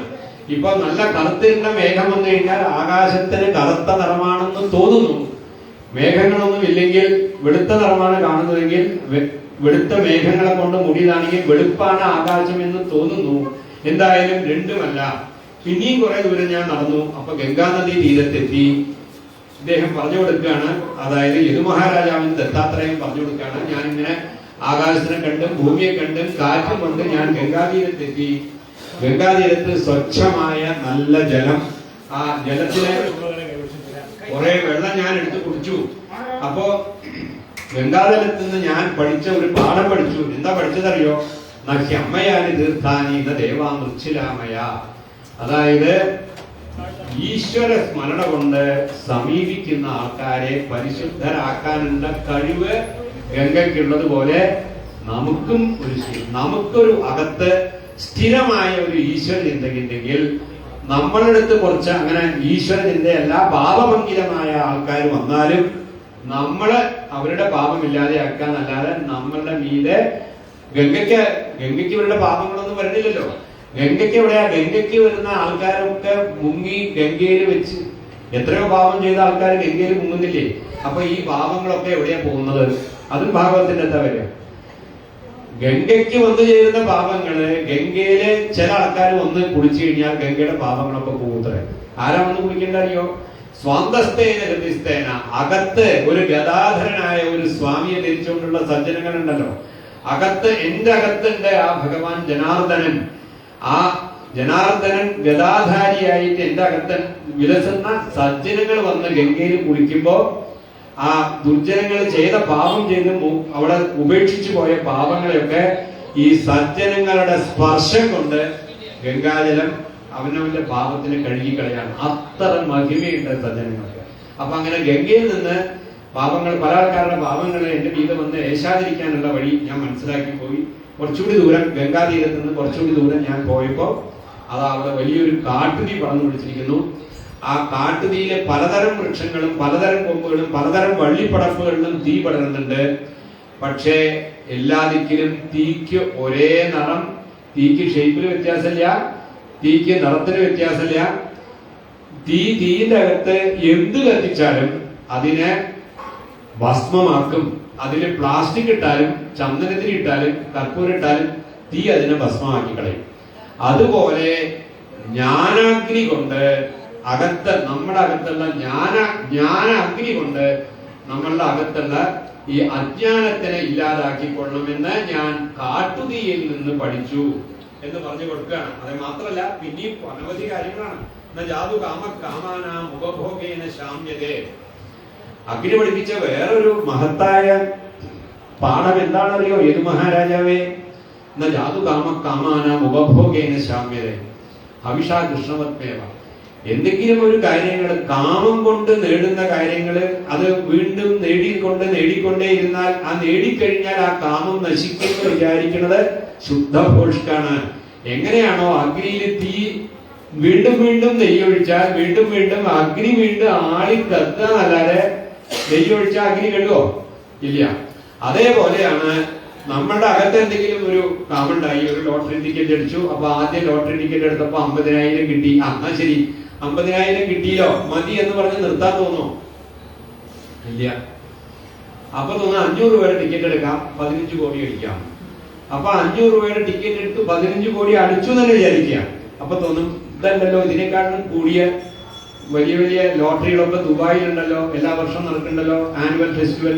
അപ്പൊ അതിന്റെ ടിക്കറ്റ് ഒന്നും എടുത്താൽ എന്താ, അതുവരെ പോയിട്ട് അവിടെ പോയിട്ട് ടിക്കറ്റ് എടുക്കാം എന്ന് തോന്നും. ഇതാണ് അഗ്നി പഠിപ്പിക്കുന്നത്. ജാതു കാമാനാം ഉപഭോഗേന ശാമ്യതി. ഉപഭോഗം കൊണ്ട് കാമങ്ങൾ നശിക്കുന്നില്ല. അതുകൊണ്ട് അവിഷാ കൃഷ്ണപത്മേവ. കൃഷ്ണപത്മ എന്ന് പറഞ്ഞാൽ അഗ്നിയാണ്. അഗ്നി അത് നമ്മളുടെ അഗ്നി എങ്ങനെയാണോ നെയ്യ് ഒഴിക്കുന്നതോറും വലുതായിട്ട് വരുന്നത്, അതേപോലെ അത് വലുതായിക്കൊണ്ടേയിരിക്കും എന്ന് അഗ്നിയുടെ അടുത്തുനിന്ന് ഞാൻ പഠിച്ച പാഠമാണ്. അത് കഴിഞ്ഞ് പിന്നെയും ഞാൻ കുറെ നേരം മുന്നോട്ട് പോയപ്പോ അതാ പൂർണ്ണചന്ദ്രൻ ഉദിച്ചുയർന്നു. ഇപ്പൊ ഇവിടെ പൂർണ്ണചന്ദ്രൻ കിഴക്ക് ഭാഗത്ത് ഉദിക്കുന്നുണ്ടാവും. ഇന്ന് പ്രഥമയിലേ ആയിട്ടുള്ളൂ, ഇന്നലെയല്ലേ പൗർണമി. അപ്പൊ ഏകദേശം ഉദിച്ചു വരുന്ന നേരമാണ്. അപ്പൊ ഉദിച്ചു വരുന്ന പൂർണ്ണചന്ദ്രനെ കാണുമ്പോ നമ്മള് പൗർണമിയാണ് ഈ പൂർണ്ണചന്ദ്രനെ കാണുമ്പോൾ പരമസന്തോഷം. അപ്പൊ നമുക്ക് തോന്നാറുണ്ടോ ഈ പൂർണ്ണചന്ദ്രനെ ഇനി അമാവാസി വരുമ്പോഴേക്കും കലകൾ കുറഞ്ഞു കുറഞ്ഞു കുറഞ്ഞു കുറഞ്ഞു കുറഞ്ഞു പോയി പൂർണ്ണചന്ദ്രന്റെ ഈ വലിയ പപ്പടം മാതിരിയുള്ള വട്ടമൊന്നും ഉണ്ടാവില്ല. അവസാനം ഒരു തേങ്ങാപ്പുള് പോലെയാവും. പിന്നെ അത് കഴിഞ്ഞാലോ അമാവാസി കഴിഞ്ഞാൽ പിന്നെ എന്താണ്ടാവുക, വീണ്ടും വലുതായിട്ട് വരണം. ഈ കലകളിലുള്ള വൃദ്ധി അല്ലെങ്കിൽ ക്ഷയം, ഇത് രണ്ടും ചന്ദ്രനാണോ അല്ല നമ്മുടെ കാഴ്ചപ്പാടാണോ? ചന്ദ്രൻ എന്തെങ്കിലും വൃദ്ധിയോ ക്ഷയമോ ഉണ്ടോ? ഇല്ല. അതേപോലെ നമ്മുടെ ആത്മാവ് അനങ്ങാതെ നിൽക്കുകയാണ്. ഈ വൃദ്ധിയും ക്ഷയവും ഒക്കെ നമ്മുടെ ദേഹത്തിനാണ് എന്ന് ചന്ദ്രൻ എന്നെ പഠിപ്പിച്ചു എന്ന് പറഞ്ഞു കൊടുക്കുകയാണ് യദു മഹാരാജാവിന്. പിന്നെയും കുറെ നേരം അങ്ങോട്ട് പോയപ്പോ രാത്രിയൊക്കെ കഴിഞ്ഞു, നിലാവൊക്കെ കഴിഞ്ഞു, ചന്ദ്രനും അസ്തമിച്ചു. അത് കഴിഞ്ഞ് ഉദയഗിരിച്ചു വന്നു, ഭാനുബിംബം വിളങ്ങി, നളിന മുകുളജാലയും മന്ദഹാസം തുടങ്ങി, സൂര്യൻ ഉദിച്ചു ഉയർന്നു. അപ്പൊ സൂര്യൻ ഉദിച്ചു ഉയർന്നപ്പോ ഞാൻ നോക്കുമ്പോ പല ദിക്കില് ഒരു സമതലമല്ലാത്ത സ്ഥലമാണ്, പല കുണ്ടുകളും കുഴികളിലാണ്. അപ്പൊ ഞാൻ നോക്കിയപ്പോ എല്ലാ കുണ്ടുകളിലും കുഴികളിലും ഒക്കെ ചെളിക്കുണ്ടിലൊക്കെ ഓരോ സൂര്യൻ. നോക്കുമ്പോ എല്ലാ പല ദിക്കിലും പല കുളങ്ങളുണ്ട്, അവിടെ നദികളുണ്ട്, കുഴികളുണ്ട്, അതിലൊക്കെ ഓരോ സൂര്യൻ. പക്ഷെ ഓരോ സൂര്യൻ ഉണ്ടോ? അപ്പൊ ഞാൻ നേരെ കിഴക്ക് ഭാഗത്തേക്ക് അഭിമുഖമായിട്ട് നിന്ന് സൂര്യനെ നോക്കി. സൂര്യൻ സുന്ദര ലോകനാഥം അമൃതം വേദാന്ത സാരം ശുഭം എന്നങ്ങനെ ചെല്ലി നോക്കിയപ്പോ അവിടെ ഒരു സൂര്യനെ കാണാനുള്ളൂ, ഒരു സൂര്യനേ ഉള്ളൂ. പക്ഷെ താഴേക്ക് പല പല കുളങ്ങളിലും അല്ലെങ്കിൽ ചളിക്കുണ്ടിലൊക്കെ നോക്കുമ്പോ എത്രയോ സൂര്യനെ കാണുന്നു. അതേപോലെ അതാ അവിടെ നിന്ന് നമുക്ക് ഒരു വലിയൊരു പാഠം പഠിക്കുകയാണ്. അതായത് ചിത്പ്രകാശനായി നിഴലിച്ചു നിൽക്കുന്ന, വേറെ തോന്നിച്ചു കൊണ്ടിരിക്കുന്ന ആത്മാവിനെ നമ്മൾ അഭിമുഖമായി നിന്ന് കഴിഞ്ഞാൽ എനിക്ക് ഒരൊറ്റ ആത്മാവ് മാത്രമേ ഉള്ളൂ എന്നും ഈ കാണുന്നത് മുഴുവൻ, ഈ ചരാചരം മുഴുവൻ അതിന്റെ ഒരു റിഫ്ലക്ഷൻ ആണ് എന്നും എനിക്ക് സൂര്യൻ പഠിപ്പിച്ചു തന്നു. അപ്പൊ അങ്ങനെ ഏഴാമത്തെ ഗുരുനാഥനാണ് സൂര്യൻ. പ്രകൃതിയിൽ നിന്ന് പഠിച്ചുകൊണ്ടേ വരികയാണ് ദത്താത്രേയൻ എന്ന ഗുരു യദു മഹാരാജാവിന് പറഞ്ഞു കൊടുക്കുകയാണ്. അപ്പൊ അങ്ങനെ സൂര്യനെ വന്ദിച്ച് അദ്ദേഹം വീണ്ടും നടന്നുകൊണ്ടിരിക്കുന്നു. അപ്പൊ അങ്ങനെ നടന്നുകൊണ്ടിരിക്കുമ്പോ വെയിൽ പെട്ടെന്ന് വളരെ ശക്തിയായി, ഇടപ്പള്ള മാതിരി തന്നെ നല്ല മേടമാസം, അങ്ങനെ വെയിലിന് നല്ല ചൂടാവുകയും ചെയ്തപ്പോ ഒരു വൃക്ഷത്തിന്റെ, ഒരു ആലിന്റെ തണലില്, ഒരു വൃക്ഷം കണ്ടുകിട്ടാൻ തന്നെ ബുദ്ധിമുട്ട്, അങ്ങനെ ഒരു വൃക്ഷത്തിന്റെ തണലിൽ പോയിരുന്നു. വലിയൊരു വൃക്ഷം, ആല്. അവിടെ അതിന്റെ താഴെ ഒരു സുഖം, നല്ല തണുത്ത കാറ്റും കൊണ്ട് അതിന്റെ വേരിൽ തല വെച്ച് കിടക്കുമ്പോ മുകളിലേക്ക് നോക്കിയപ്പോ അവിടെ ഒരു കൂട്, പക്ഷിക്കൂട്, 2 പ്രാവുകൾ,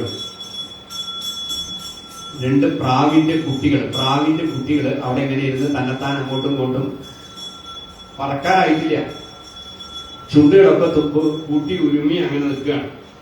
അപ്പൊ ഈ പ്രാവുകളെ നോക്കിക്കൊണ്ട് എന്ത് സ്നേഹത്തിലാ പ്രാവിന്റെ കുഞ്ഞുങ്ങൾ അവിടെ കഴിയുന്നത് നോക്കി ഇങ്ങനെ കിടക്കുമ്പോ, ഈ അവധൂതൻ അങ്ങനെ കിടക്കുമ്പോ അതാ അവിടെ ഒരു നായാട്ടുകാരൻ, ഒരു നായാട്ട് നടത്തുന്ന ഒരു വേടൻ വരികയാണ്. വേടൻ വന്ന് ഈ വൃക്ഷത്തിന്റെ താഴെ ഒരു വല വിരിച്ചിട്ട് കാത്തിരിക്കുകയാണ്. ശക്തിയായി ഒരു കാറ്റടിച്ചു കഴിഞ്ഞാല് ഈ കുട്ടികൾ, പ്രാവിന്റെ കുട്ടികൾ അതിൽ വീഴും. അപ്പൊ ഇന്നത്തേക്കുള്ള ആഹാരമായി എന്ന് വിചാരിച്ചിട്ട് ഈ കൂടിന്റെ തൊട്ട് താഴെ ഒരു വല വിരിച്ചിട്ട് ഈ വേടൻ കാത്തിരിക്കുകയാണ്. താമസമൊന്നും ഉണ്ടായില്ല. കാറ്റ് ശക്തിയായിട്ട് അടിച്ചപ്പോ ചില്ലകൾ ഇളകി ആ പ്രാവിന്റെ കുഞ്ഞുങ്ങളെ വേടന്റെ വലയിൽ വീഴും. അപ്പൊ കുറച്ചുകൂടി കഴിഞ്ഞപ്പോ ഈ പ്രാവിന്റെ കുഞ്ഞുങ്ങളുടെ അമ്മ എവിടേക്കോ തെണ്ടിത്തിരിഞ്ഞ് കുറെ എന്തെയോ പുഴുക്കളോ എന്തോ ഭക്ഷണമൊക്കെ ആയിട്ട് ഓടി വരികയാണ്. ഓടി വന്ന് കൂട്ടിലേക്ക് വന്ന് നോക്കുമ്പോ 2 പ്രാവ് കുട്ടികളും ഇല്ല. 2 നോക്കിയപ്പോ താഴെ വേടന്റെ വലയിൽ കിടക്കുകയാണ്.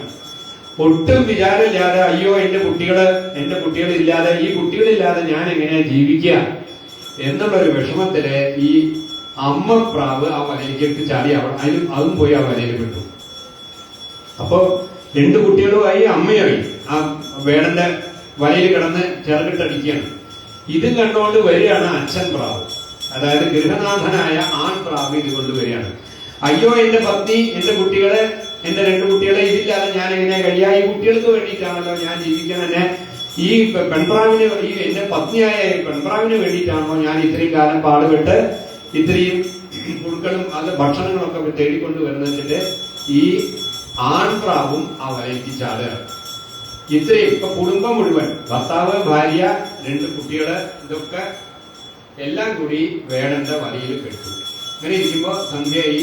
വേടൻ വന്നു, നോക്കിയപ്പോ വളരെ സന്തോഷം. 4 പ്രാവായി. അച്ഛൻ പ്രാവ്, അമ്മ പ്രാവ്, 2 കുട്ടികള്.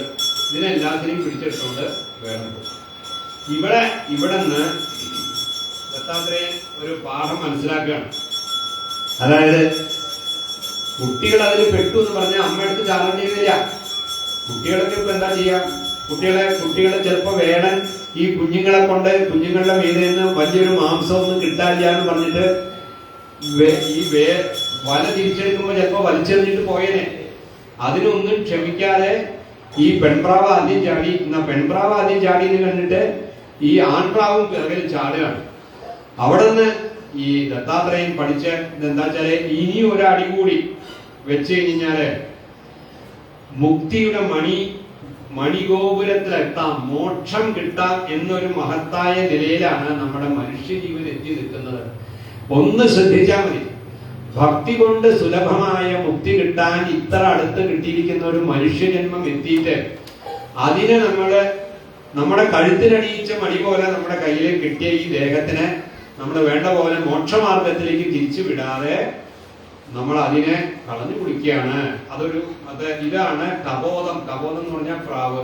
ഈ പ്രാവിന്റെ ഈ കഥയിൽ നിന്ന് ദത്താത്രേയന് മനസ്സിലായ പാഠം ഇതാണ്. ഇങ്ങനെയാണ് പ്രാവിന്റെ കുടുംബം എന്നെ പഠിപ്പിച്ച പാഠം ഇതാണ് എന്ന് യദു മഹാരാജാവിന്, അതായത് വളരെ സുലഭമായ ഒരു കാര്യം നമ്മളുടെ കയ്യിൽ കിട്ടിയെന്ന് മനസ്സിലാക്കാതെ നമ്മൾ ഇതേപോലെ നമുക്ക് എത്രയോ പൂർവ്വജന്മങ്ങളുടെ സുഹൃതം കൊണ്ട് കിട്ടിയ കാര്യത്തിന് നമ്മൾ കളഞ്ഞു കുടിക്കുന്നു. മഹാരാജാവെ, ഇത് മനസ്സിലാക്കിക്കൊള്ളൂ എന്ന് ദത്താത്രേയൻ പറഞ്ഞു കൊടുക്കുന്നു. അതാണ് 8ാമത്തെ ഗുരുനാഥൻ.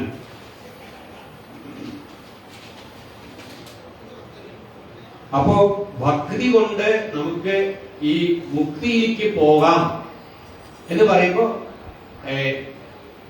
ഭക്തി വളർത്തേണ്ട ചിന്തകളെ കുറിച്ചിട്ടുള്ള ചോദ്യങ്ങളായി കാര്യങ്ങൾ. ഇപ്പോഴും ദത്താത്രേയന്റെ ഉപദേശമൊന്നും കഴിഞ്ഞിട്ടില്ല. അപ്പൊ ഭക്തിയുടെ മാർഗം എന്താണെന്നാണ്. ഭക്തിയുടെ മാർഗം അത്ര എളുപ്പമല്ല. ഭക്തിയുടെ മാർഗം അറിയണമെന്നുണ്ടെങ്കിൽ അത് ബുദ്ധിമുട്ടാണ്. അതുകൊണ്ടാണ് തെളിയലേതു രാമ ഭക്തി മാർഗമുലു എന്ന് എഴുതിയത് ത്യാഗരാജ സ്വാമികൾ. ആ കീർത്തനം ഒന്ന് കേട്ടിട്ട് നമുക്ക് അതിന്റെ ബാക്കിയുള്ള ഉപദേശങ്ങളിലേക്ക് പോവാം. తెలియలేదు రామా భక్తి మార్గమును తెలియలేరు రామా భక్తి మార్గమును తెలియలేరు రామా భక్తి మార్గమును తెలియలేరు రామా భక్తి మార్గమును లేరు రామ భక్తి మార్గమును తెలియలేరు రామ భక్తి మార్గమును తెలియలేరు రామ భక్తి మార్గమును తెలియలేరు రామ భక్తి మార్గమును తెలియలేరు రామ భక్తి మార్గమును తెలియలేరు రామ. ത്യാഗരാജസ്വാമികളെ പോലുള്ള ഒരു ഭക്തൻ പോലും തിരിയലേതു, എനിക്ക് അറിയില്ല ആ ഭക്തിമാർഗം എന്ന് പറയേണ്ടി വന്നപ്പോൾ സ്ഥിതി ഒന്ന് ആലോചിച്ച് നോക്കും. അപ്പോഴാണ് ഈ പ്രപത്തി, ശരണാഗതി, ഭഗവാന്റെ പാദങ്ങളിൽ ഭക്തി ഉണ്ടാക്കി തരണേ, ഭക്തി തരണേ, ഭക്തി തരണേ എന്ന് പ്രാർത്ഥിച്ചുള്ളൂ. ഭക്തി തരും എന്ന് പറയുന്നത്. ഇതോടുകൂടി ഇത് ഈ ഭക്തിയെ കുറിച്ച് ഒരു സന്ദർഭം എന്നുകൊണ്ട് പറഞ്ഞതാണ്. ഇനിയും ഗുരുനാഥന്മാരെ ഇനിയിപ്പോ 9 ഗുരുനാഥന്മാരെ ആയിട്ടുള്ളൂ. അടുത്ത ഗുരുനാഥനെ ദത്താത്രേയ മഹർഷി നടന്നുകൊണ്ടിരിക്കുന്നു. അങ്ങനെ നടന്നുകൊണ്ടിരിക്കുമ്പോ ഈ പ്രാവുകളൊക്കെ അതൊക്കെ കണ്ട് കുറച്ചുകൂടി മുന്നോട്ട് പോയപ്പോ അവിടെ ഒരു പെരുമ്പാമ്പിനെ കണ്ടു. ആ പെരുമ്പാമ്പ് ഇങ്ങനെ സ്വച്ഛമായിട്ട് കിടക്കുകയാണ്. ഈ സ്വച്ഛമായിട്ട് കിടക്കുന്ന അജഗരം എന്നാണ് പെരുമ്പാമ്പിന് സംസ്കൃതത്തിൽ പേര്. എന്തെങ്കിലും വന്നാൽ, ആ വഴിക്ക് വന്നാൽ അതിന്റെ വായിലേക്ക് പരിസരത്ത് വന്നാൽ അതിനെ ചുറ്റി പിടിച്ച് കഴിക്കും. ഇല്ലെങ്കിലോ ഇല്ലെങ്കിലില്ല. എതിർച്ചാലാവ സന്തുഷ്ട. കിട്ടിയത് കിട്ടി, ഇന്നത്തേക്ക് കിട്ടി, വളരെ സന്തോഷം. നാളെ കിട്ടിയില്ല, അതിൽ സന്തോഷക്കേടൊന്നുമില്ല. അങ്ങനെ പെരുമ്പാമ്പെന്ന് ആ എതിർച്ചാലാവ സന്തുഷ്ടിയെ പഠിച്ചു. അങ്ങനെ അത് കഴിഞ്ഞ് ഞാൻ കുറച്ചുകൂടി നേരം കണ്ടപ്പോൾ കുറച്ചുകൂടി പെരുമ്പാമ്പിനെയും കണ്ട് കുറച്ചുകൂടി ദൂരത്ത് പോയപ്പോ അതിഗംഭീരമായ സമുദ്രത്തിനെ കണ്ടു. സമുദ്രത്തിനെ കണ്ടാൽ ആർക്കാ സമുദ്രത്തിനെ കണ്ടാൽ പിന്നെ അവിടെ നിന്ന് വരാൻ തോന്നുന്നത്? സമുദ്രം എത്ര നേരം കണ്ടാലും ആൾക്കാർക്ക് മതിയാകാത്ത ഒരു അങ്ങനത്തെ ഒരു ദൃശ്യമാണ് സമുദ്രം. അപ്പൊ സമുദ്രത്തിനെ എനിക്ക് എന്തെങ്കിലും പഠിപ്പിച്ചു തരാനുണ്ടോ എന്ന് ആലോചിച്ചപ്പോഴാണ് വർഷകാലത്തിൽ എത്രയോ നദികൾ വേണ്ടത്ര വെള്ളം കൊണ്ടുതരും. അതുകൊണ്ട് സമുദ്രത്തിൽ വെള്ളം കൂടുന്നുണ്ടോ? ഇല്ല. വേനൽക്കാലത്തില് എത്രയോ അതിശക്തമായ വേനൽ, 6 മാസമൊക്കെ അതിശക്തമായ വെയില്. അതുകൊണ്ട് സമുദ്രത്തിന്റെ ലെവൽ, മെയിൻ സീ ലെവൽ എന്ന് പറഞ്ഞത് കുറഞ്ഞു പോകുന്നുണ്ടോ? അതുമില്ല. സമുദ്രത്തിലെ എത്ര മഴ വന്നാൽ നദികൾ കൊണ്ടുവരുന്ന വെള്ളം കൊണ്ട് സമുദ്രത്തിന്റെ ജലനിരപ്പ് കൂടുന്നുമില്ല.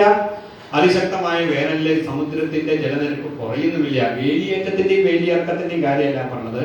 അല്ലെങ്കിൽ സമുദ്രത്തിന്റെ വിട്ടില്ല. മാത്രമല്ല അഗാധമാണ്. അഗാധമായ സമുദ്രത്തിന്റെ അകത്താണ് മുത്തുകളും ചിപ്പികളും അനവധി രത്നങ്ങളും ഒക്കെ സൂക്ഷിച്ചു വെച്ചിരിക്കുന്നത്. അപ്പൊ സമുദ്രത്തിൽ നിന്ന് നമ്മൾ പഠിക്കേണ്ടത് എന്താണ്? സമുദ്രത്തെ പോലെ നിരപേക്ഷനായിരിക്കണം. അതായത് നാട്ടുകാര് എത്രത്തോളം നിങ്ങൾ വളരെ ഗംഭീരനാണ് എന്ന് പറഞ്ഞാലും, അല്ല എത്രത്തോളം മോശക്കാരനാണ് എന്ന് പറഞ്ഞാലും, സമുദ്രത്തിനെ പോലെ ഇളകാതെ നിൽക്കുക എന്ന് സമുദ്രത്തിൽ നിന്നും ഞാൻ പഠിച്ചെടുത്തു. എന്നിട്ട് മാത്രമല്ല അവിടെ ആ സമുദ്രം എന്നിട്ട് പറഞ്ഞു കൊടുക്കാണ്, ഈ സമുദ്രം എന്നുള്ളത് തന്നെ അതാണ് ഈ ഭവാർണവം. നമ്മുടെ ഈ സംസാരസാഗരം,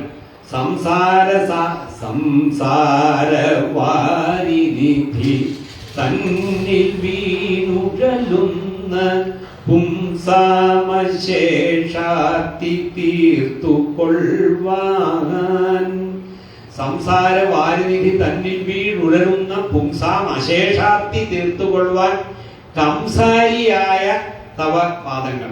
കംസാരിയായ ഒരാളുടെ പാദങ്ങളെ ഈ സംസാര ആംബോനിധി കര കടന്നിടുവാൻ നമ്മളെ സഹായിക്കുള്ളൂ. അപ്പൊ അങ്ങനെയുള്ള ഒരു കംസാരിയാണ് നമുക്ക്. കംസാരിയായ തവ പാദങ്ങളാണ് എനിക്ക് തുണയായിട്ട് വരണേ എന്ന് ഭഗവാനോട് പ്രാർത്ഥിച്ചോളൂ എന്ന് സമുദ്രത്തിനെ കാണിച്ചുകൊണ്ട് നമുക്ക് പറഞ്ഞു തരുന്നു. പിന്നെ അത് കഴിഞ്ഞ് സമുദ്രം, അത് 10ാമത്തെ ഗുരുനാഥനാണ്. 11ാമത്തെ ഗുരുനാഥൻ അപ്പോഴേക്കും അവിടെ സമുദ്രത്തിന്റെ പരിസരത്ത് ഇദ്ദേഹം നിൽക്കുമ്പോൾ ഒരു ശക്തമായ മഴ പെയ്തു. മഴ പെയ്തപ്പോ പെട്ടെന്ന് പുതുമഴയാണ്. ആദ്യത്തെ മഴ പെയ്തപ്പോ എന്തായി? കുറെ ഈയാപ്പാറ്റകൾ മണ്ണിൽ നിന്ന് പുറത്തേക്ക് വന്നിങ്ങനെ പറന്നു തുടങ്ങി. ഈയാപ്പാറ്റകൾ പുറത്തു വന്നപ്പോൾ അവിടെ എവിടെയൊക്കെ വിളക്ക് കൊളുത്തി വെച്ചിട്ടുണ്ട്. ആ വിളക്ക് കൊളുത്തി വെച്ചത് എന്തോ കഴിക്കാനുള്ള ഒരു സംഭവമാണെന്ന് വിചാരിച്ചിട്ട് വിളക്കിന് പോയി ചാടി ചാവുകയാണ്. അപ്പൊ അതേപോലെ ഈയാപ്പാറ്റകൾ ഒരു പാഠം പഠിപ്പിച്ചു. എന്താ ദത്താത്രേയ മഹർഷിക്ക് കിട്ടിയ പാഠം എന്താ വെച്ചാല്, പലതരം സുവർണരത്ന ആഭരണങ്ങളും പല കാര്യങ്ങളൊക്കെ ആയിട്ട് പല ആൾക്കാരും പല വേഷം കെട്ടി നമ്മളുടെ അടുത്ത് വരും. പക്ഷെ അതിലൊന്നും വീണു പോകരുത്. അതായത് പാർട്ടികളുടെ അനുഭവത്തിൽ നിന്ന് പഠിക്കേണ്ട പാഠങ്ങള് പല ആൾക്കാരും പല പുറം മോടികളോടുകൂടി നമ്മളുടെ അടുത്തേക്ക് വരും. അതിലൊന്നും നമ്മൾ വീണു പോകരുത് എന്ന് ഈയാപ്പാറ്റകളിൽ നിന്ന് പഠിച്ചു. അടുത്ത് പിന്നീടും ഞാൻ നടന്നു തുടങ്ങി. അപ്പോൾ ഒരു ഉദ്യാനത്തിലെത്തി. ആ ഉദ്യാനത്തിൽ എത്തിയപ്പോ അവിടെ ധാരാളം പൂക്കൾ പൂത്ത് നിൽക്കുന്നുണ്ട്. ആ പൂക്കൾ പൂത്ത് നിൽക്കേണ്ട ഇടയിൽ വണ്ടുകൾ ഇങ്ങനെ പോയി വരുന്നു. ആ വണ്ടുകളിൽ നിന്ന് ഞാൻ 2 കാര്യം പഠിച്ചു. വണ്ട് 2 ഗുരുനാഥനായി. അപ്പൊ എന്താ വണ്ട് 2 ഗുരുനാഥനായി? ഒന്ന്, പലതരം ആൾക്കാരുടെ കയ്യിൽ അടുത്ത് പോയി തേൻ ശേഖരിക്കുന്ന പോലെ പലതരം വിദ്യകൾ പല ആൾക്കാരുടെ അടുത്ത് മനസ്സിലാക്കണം. 2, വണ്ട് തേൻ നുകർന്നു കൊണ്ടേയിരിക്കുമ്പോ താമരപ്പൂവ് അടഞ്ഞുപോയി. അപ്പോ വണ്ടെന്താ വിചാരിച്ചത്? രാവിപ്പോൾ ക്ഷണമങ്ങൊടുങ്ങിടും ഉഷസ്സെങ്ങും പ്രകാശിച്ചിടും ദേവൻ സൂര്യൻ ഉദിച്ചിടും ഈ കമലവും താനേ വിടർന്നിടുമേ ഏവം ഒട്ടിഞ്ഞകർത്തിരുന്നളി മനോരാജ്യം പൂണ്ടിയിടവേ എന്തുണ്ടായി? ഒരു കുംഭീന്ദ്രൻ പോയിട്ട് ഒരു ആന പോയിട്ട് താമര അങ്ങനെ എടുത്തിട്ട് നേരെ വായിച്ചിട്ട് പോകുന്നു. അപ്പോ അങ്ങനെ ഒരു ദൈവത്തിൻ വിധിയാലറിഞ്ഞു പിഴുതാൻ ദന്തീന്ദ്രൻ അപ്പത്മിനി. ഇപ്പൊ ഭഗവാൻ വിധി എന്നൊക്കെ ഉണ്ട്. അതുകൊണ്ട് നമ്മൾ ഒരു ദിക്കില് പോയിരുന്നു കഴിഞ്ഞാൽ തേനൊക്കെ ശേഖരിക്കണം, അത് കഴിഞ്ഞാൽ പുറത്തേക്ക് വരാറിയണം. അല്ലെങ്കിൽ തേൻ ശേഖരിച്ചു വെച്ചാൽ അടുത്ത പാടാതാണ്. പല പൂക്കളിൽ പോയി തേൻ ശേഖരിച്ചു വെച്ച് വണ്ട് ഇതൊക്കെ കൊണ്ടുപോയിട്ട് ഇവിടെ വെക്കുന്നു തേനീച്ചക്കൂട്ടില്. തേനീച്ചക്കൂട്ടില് കുറെ കാലം മധുഹാരഹ ആണ്, മധുകൃത് മധുഹാരശ്ച എന്നാണ് ശ്ലോകം. കുറെ കഴിഞ്ഞാൽ ഒരുത്തൻ തേൻ ശേഖരിക്കുന്ന ഒരുത്തൻ വന്നിട്ട് ഒരു പന്തൊക്കെ കയ്യിലായിട്ടാ വരണത്. ഈ തേനീച്ചയൊക്കെ പന്തം കാണിച്ചിട്ട് ഓടിച്ചിട്ട് ഈ സമ്പാദിച്ചു വെച്ച പല പൂക്കളിൽ നിന്നും മണ്ടി ഉണ്ടാക്കി തെന്നിക്കൊണ്ടു വെച്ചിരിക്കുന്ന തേനൊക്കെ എടുത്തിട്ട് തേൻ കച്ചവടക്കാരൻ കൊണ്ടുവന്ന് ഇതിനെയൊക്കെ കൊണ്ടുപോകുന്നു. തേനീച്ചൊക്കെ അഗ്നിയിൽ വീണ് മരിച്ചു പോവാണ്. അവിടെ നിന്ന് ഞാൻ എന്താ ഒരു പാഠം മനസ്സിലാക്കിയത്, അതായത് അനവധി സമ്പത്ത് സമ്പാദിച്ച് സൂക്ഷിച്ച് വെക്കരുത്. വല്ലവരും സർക്കാരോ ഇൻകം ടാക്സോ ആരെങ്കിലും ഒക്കെ ഇതൊക്കെ എടുത്തുകൊണ്ട് പോകും എന്ന് തേനീച്ചകളിൽ നിന്ന് ഞാൻ പഠിച്ചു. പിന്നെയും അത് അനവധി പാഠങ്ങൾ. അതേമാതിരി ആരെങ്കിലും ഒക്കെ കുടിയൊഴിപ്പിക്കാൻ വരും നമ്മളെയും എന്നൊക്കെ പഠിക്കണം. ഇതൊക്കെ ഏതെങ്കിലും ഒരു തേനീച്ച മധുകൃത്ത് വന്നിട്ട് കൂടെ ഒഴിപ്പിച്ചില്ലേ അഗ്നി കാണിച്ചിട്ട്, അതേപോലെ എപ്പോ വേണമെങ്കിലും നമ്മുടെ ഈ കൂടെ ഒഴിപ്പിക്കാനും ആൾക്കാർ വരും. കാലം വന്നാൽ വരിക്കും, ദുരിതമനുഭവിക്കാം, ഭവിക്കാതിരിക്കാം, നീളാതിരിക്കാം, മരണനില ഇരുന്നോ നടന്നോ കിടന്നോ. അതുകൊണ്ട് ആലോചിക്കേണ്ട ആവർത്തന ജനമരണക്ലാന്തി വിഭ്രാന്തി നീങ്ങാൻ എന്താ വേണ്ടത്? ആലോചിച്ചിട്ടുറപ്പിക്കുക മനസ്സി രമാകാന്ത സ്വരൂപം. ആ നേരം ആ കാലം ഒന്ന് വിളിക്കുമ്പോ തപ്പ വരാട്ടോ എന്ന് പറഞ്ഞിട്ട് അന്നേരം ഗുരുവായൂരപ്പന്റെ ഫോട്ടോ അന്വേഷിച്ച് പോയിട്ടൊന്നും കാര്യമില്ല, ഇപ്പൊ തന്നെ ഉറപ്പിച്ചോളൂ എന്ന് പറയാണ്. അങ്ങനെ പിന്നെയും നടന്നുകൊണ്ടിരിക്കുമ്പോ അങ്ങനെ കുറച്ചുകൂടി ദൂരം തേനീച്ചയൊക്കെ കണ്ടു വേണ്ടൊക്കെ കണ്ടുകൊണ്ടിരിക്കുമ്പോ ഒരു കൂറ്റൻ കൊമ്പനാനയെ കണ്ടു കാട്ടില്. ആ കൂറ്റൻ കൊമ്പനാനയെ കണ്ടപ്പോഴാണ് ആനയുടെ അടുത്ത് നിന്ന് എനിക്ക് എന്തെങ്കിലും പഠിക്കാനുണ്ടോ നോക്കുമ്പോ ആനയ്ക്ക് അപ്പുറത്ത് ഒരു പെണ്ണാനയെ കണ്ടു. ഉടനെ അതിന്റെ പിറകിൽ സ്പർശം, അതിന്റെ പിറകെ പോയി ആ പിടയാന കുങ്കിയാനയാണ് നാട്ടുകാർ ഒരു ട്രാപ്പാക്കി വെച്ചിരിക്കുകയാണ്. ആ പിടയാനയുടെ പിറകെ പോയി ഉടനെ ഒരു കുഴിയിൽ വീണ ആനയെ ആൾക്കാരൊന്ന് പിടിച്ച് കയറുകൊണ്ട് കെട്ടി പിടിച്ചു വലിച്ച് അടിച്ചിട്ട് അതിനെ ചട്ടം പഠിപ്പിക്കുന്നത് കണ്ടു. അപ്പോ സ്പർശസുഖം കണ്ടിട്ട് ആനയെ പോലെ പോയി എവിടെയെങ്കിലും പോയി വിടല്ലേ എന്ന് 14ാമത്തെ ഒരു ഗുരുനാഥനായ ആനയുടെ അടുത്ത് നിന്നും പഠിച്ചു. 15ാമത്തെ ഗുരുനാഥനായിട്ട് നോക്കുമ്പോ കുറെ മാനുകൾ ചാടി പോവാണ്. അപ്പൊ ഒരു വേടൻ വന്നു. അപ്പൊ വേടന് ഈ മാനുകളുടെ ഒന്നിനെങ്കിലും പിടിക്കണം. അപ്പൊ മാൻ ഓടിച്ചാടി നടക്കുമ്പോ അതിനെ അമ്പെയ്ത് പിടിച്ചു നിർത്താൻ പറ്റുന്നില്ല. അപ്പൊ എന്താ വെച്ചാല് വേടൻ പതുക്കെ ഒരു പുല്ലാങ്കുഴൽ എടുത്തിട്ട് അതിലൂടെ ഒരു പാട്ട് വായിച്ചു തുടങ്ങി. അപ്പൊ ആ ശബ്ദം കേട്ട് കഴിഞ്ഞാൽ മാനുകൾക്ക് ശ്രദ്ധ മുഴുവൻ ശബ്ദത്തിലാണ്. പ്രത്യേകിച്ച് ഗ്രാമ്യഗീതം, നാടൻ പാട്ട്. അപ്പൊ ആ നാടൻ പാട്ട് കേട്ട് നിന്നിരുന്ന മാനുകളെ ഈ വേടൻ അമ്പെയ്ത് കൊന്നു പിടിച്ചു. അപ്പൊ മാനുകളിൽ നിന്ന് ഞാൻ പഠിച്ച പാഠം എന്താ വെച്ചാല് ഗ്രാമ്യഗീതത്തിലെ ആകൃഷ്ടനായിട്ട് നിന്നു പോകല്ലേ എന്ന് മാനുകൾ എന്നെ പഠിപ്പിച്ചു. പിന്നെയും ഞാൻ കുറച്ചു ദൂരം അങ്ങനെ നടക്കുമ്പോൾ അവിടെ ഒരു തടാകം കണ്ടു. അവിടെ തടാകത്തിൽ ധാരാളം മത്സ്യങ്ങൾ. ആ മത്സ്യങ്ങളെ ഒരു മത്സ്യത്തൊഴിലാളി, അതായത് മത്സ്യം പിടിക്കുന്ന ഒരാൾ വന്നിട്ട് ഒരു ചൂണ്ട, ആ ചൂണ്ടയുടെ അറ്റത്ത് ഒരു ചെറിയ പ്രാണി ഇട്ടിട്ട് അതിനെ വെള്ളത്തിൽ താത്തുമ്പോൾ ചൂണ്ടയിൽ കുത്തിയിട്ട്, അതായത് അവനവന്റെ നാവിന്റെ ഭക്ഷണത്തിന്റെ സ്വാദിന് വേണ്ടി ചഷമിവ വെളുക, അതായത് ഈ എങ്ങനെയാണോ തീറ്റയെ കൊതിച്ചിട്ട് മത്സ്യം അപകടത്തിൽപ്പെടുന്നത്, അതേപോലെ നാവിന്റെ സ്വാദ്, ഭക്ഷണത്തിന്റെ സ്വാദ് അതിന്റെ അനുസരിച്ചിട്ട് പോയാൽ ജന്മം നഷ്ടമാവും എന്ന് മത്സ്യത്തിന്റെ അടുത്ത് നിന്ന് പഠിച്ചു. അങ്ങനെ 14 പേരായി. പിന്നീട് കുറച്ചുകൂടി ദൂരം പോയപ്പോൾ സാക്ഷാൽ സീതാദേവിയുടെ സ്ഥലമായ മിഥിലയിലെത്തിയപ്പോ അവിടെ ഒരു ബോർഡ്, പിങ്കള സുപ്രസിദ്ധ വേശ്യാണ്. ഉടനെ പിങ്കളയെന്ന് പഠിക്കുകയാണ് ആദ്യം, നോക്കിക്കോളൂ. അത് മിഥിലയിലെ, വേറെ എവിടെയല്ല. പിങ്കള എന്നുള്ളത് താമസിച്ചിരുന്നത് മിഥിലയിലാണ്. അപ്പൊ അവിടെ നിന്ന് ദത്താത്രേയം പഠിക്കണം എന്താ വെച്ചാല്, ഒന്ന് മഹാപുണ്യ സ്ഥലങ്ങളിൽ പോലും മഹാമോശമായ ആൾക്കാരുണ്ടാവും. അതുകൊണ്ട് നമ്മൾ അത് കണ്ട് വിചാരിക്കരുത്. 2, പിങ്കള രാത്രി മുഴുവൻ ആൾക്കാർക്ക് വേണ്ടി അനവധി കാലം കാത്തു നിന്നു.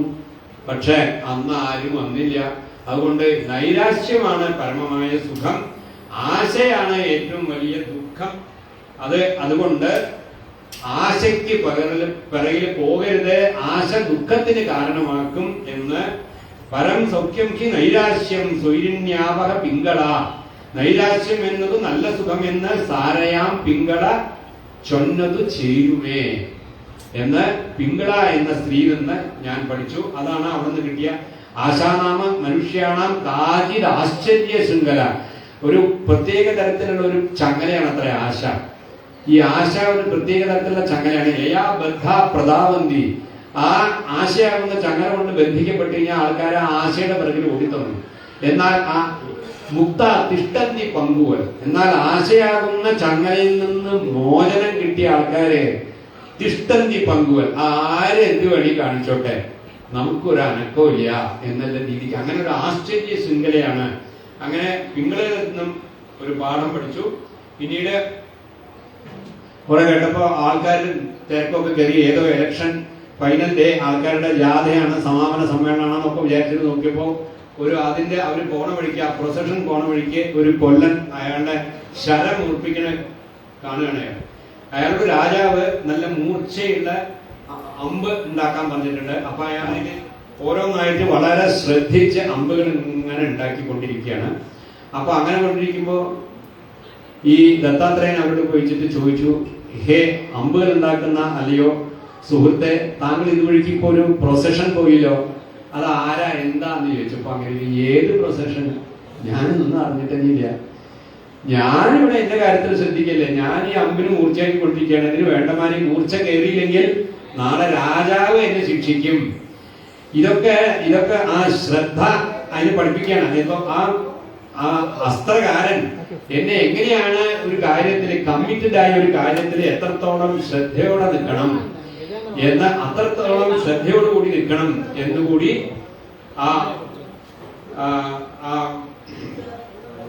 ആ അസ്ത്രകാരന്റെ കയ്യിൽ നിന്ന് ഞാൻ പഠിച്ചു. ഇതേപോലെയാണ് നമുക്ക് ഭഗവത് ചിന്തയും. നമ്മൾ ഏത് കാര്യം ചെയ്യുമ്പോഴും നമ്മള് ഭഗവത് ചിന്ത നിൽക്കണം എന്ന് ഓർമ്മിപ്പിച്ചുകൊണ്ട് ഈ ദത്താത്രേയന്റെ ഈ 24 ഗുരുക്കന്മാർക്ക് നമുക്ക് 20 പേരെ പറ്റിയുള്ളൂ. ഇനിയും 4 ഗുരുനാഥന്മാരുണ്ടാകും, നമുക്ക് അടുത്ത പ്രാവശ്യം കാണാം. പക്ഷെ എന്ത് ചിന്തയിലും സ്നാനേ പാനേ ശയനേ ഗമനേ, കുടിക്കുമ്പോഴായാലും വെള്ളം കുടിക്കുമ്പോഴായാലും സ്നാനേ പാനേ ഗമനേ ശയനേ ഭജത ഹരിനാമം. നമ്മൾ കുടിക്കുമ്പോഴായാലും വെള്ളം കുടിക്കുമ്പോഴായാലും ഗമനെ യാത്ര ചെയ്യുമ്പോഴായാലും നമ്മൾ എന്താ എപ്പോഴും നമുക്ക് എങ്ങനെയാണോ ശരകത്ത് കണ്ടത് അതേപോലെ നമ്മുടെ മനസ്സ് ഇവിടെ നിൽക്കണം, ഹരിനാമത്തിൽ നിൽക്കണം എന്ന് നമുക്ക് സ്വാധീനനാഥ് മഹാരാജാവ് നമുക്ക് പറഞ്ഞു തരുന്നു.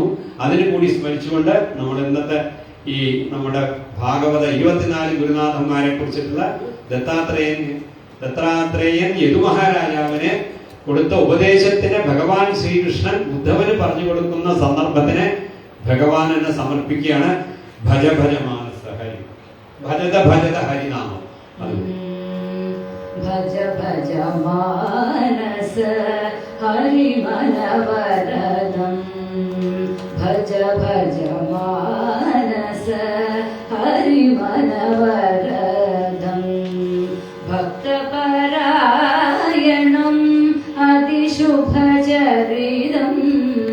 ഭജ മാനസ ഹരിം മനവരദം. ശുഗസനകാദി മുനീശ്വര വിനുതം. ശുഗസനകാദി മുനീശ്വര വിനുതം. ജഗതി സമസ്ത ചരാചര വിദഗം. ഭജ മാനസ ഹരിം അനവരദം. ജഗിധനധാര സുധാദിക്ഷുരാഗം. ജഗിധനധാര സുധാദിക്ഷുരാഗം. സ്വപ്നസമേ ശ്രുതി മമദാരചിതം. പങ്കജനാഭം അനന്തപുരേശം. പങ്കജനാഭം അനന്തപുരേശം. പന്നഗ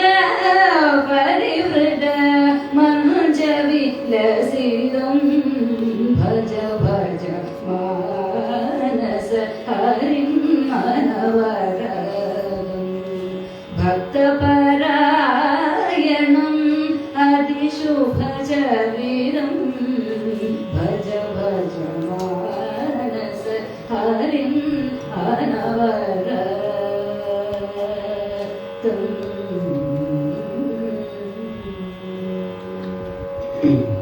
കായേന വാചാ മനസേന്ദ്രിയർവാ ബുദ്ധ്യാത്മനാ വാ പ്രകൃതേ സ്വഭാവാത് കരോമി യദ്യത് സകലം പരസ്മൈ നാരായണായേതി സമർപ്പയാമി. നല്ല വാക്കു ചൊല്ലണം, നന്മ ചെയ്തു വാഴണം, നാമഘോഷമെന്നും എന്റെ നാവിലായി വന്നിടണം. നല്ല ചിന്തയേകണം, മനസ്സു ശുദ്ധമാകണം, നിത്യനായ ചിപ്രകാശ ദേവനെ വണങ്ങണം. കുഞ്ചുനിന്ന കുഞ്ചിഞ്ചുപാദം എന്നുമോർക്കണം. ആപദാബ്ജം തന്നിലായി സദാ നമിച്ചിടുന്നു ഞാൻ. ആപദാബ്ജം തന്നിലായി സദാ നമിച്ചിടുന്നു ഞാൻ. ആപദാബ്ജം തന്നിലായി സദാ നമിച്ചിടുന്നു ഞാൻ. സർവത്ര ഗോവിന്ദനാമ സങ്കീർത്തനം. ഗോവിന്ദ ഗോവിന്ദ.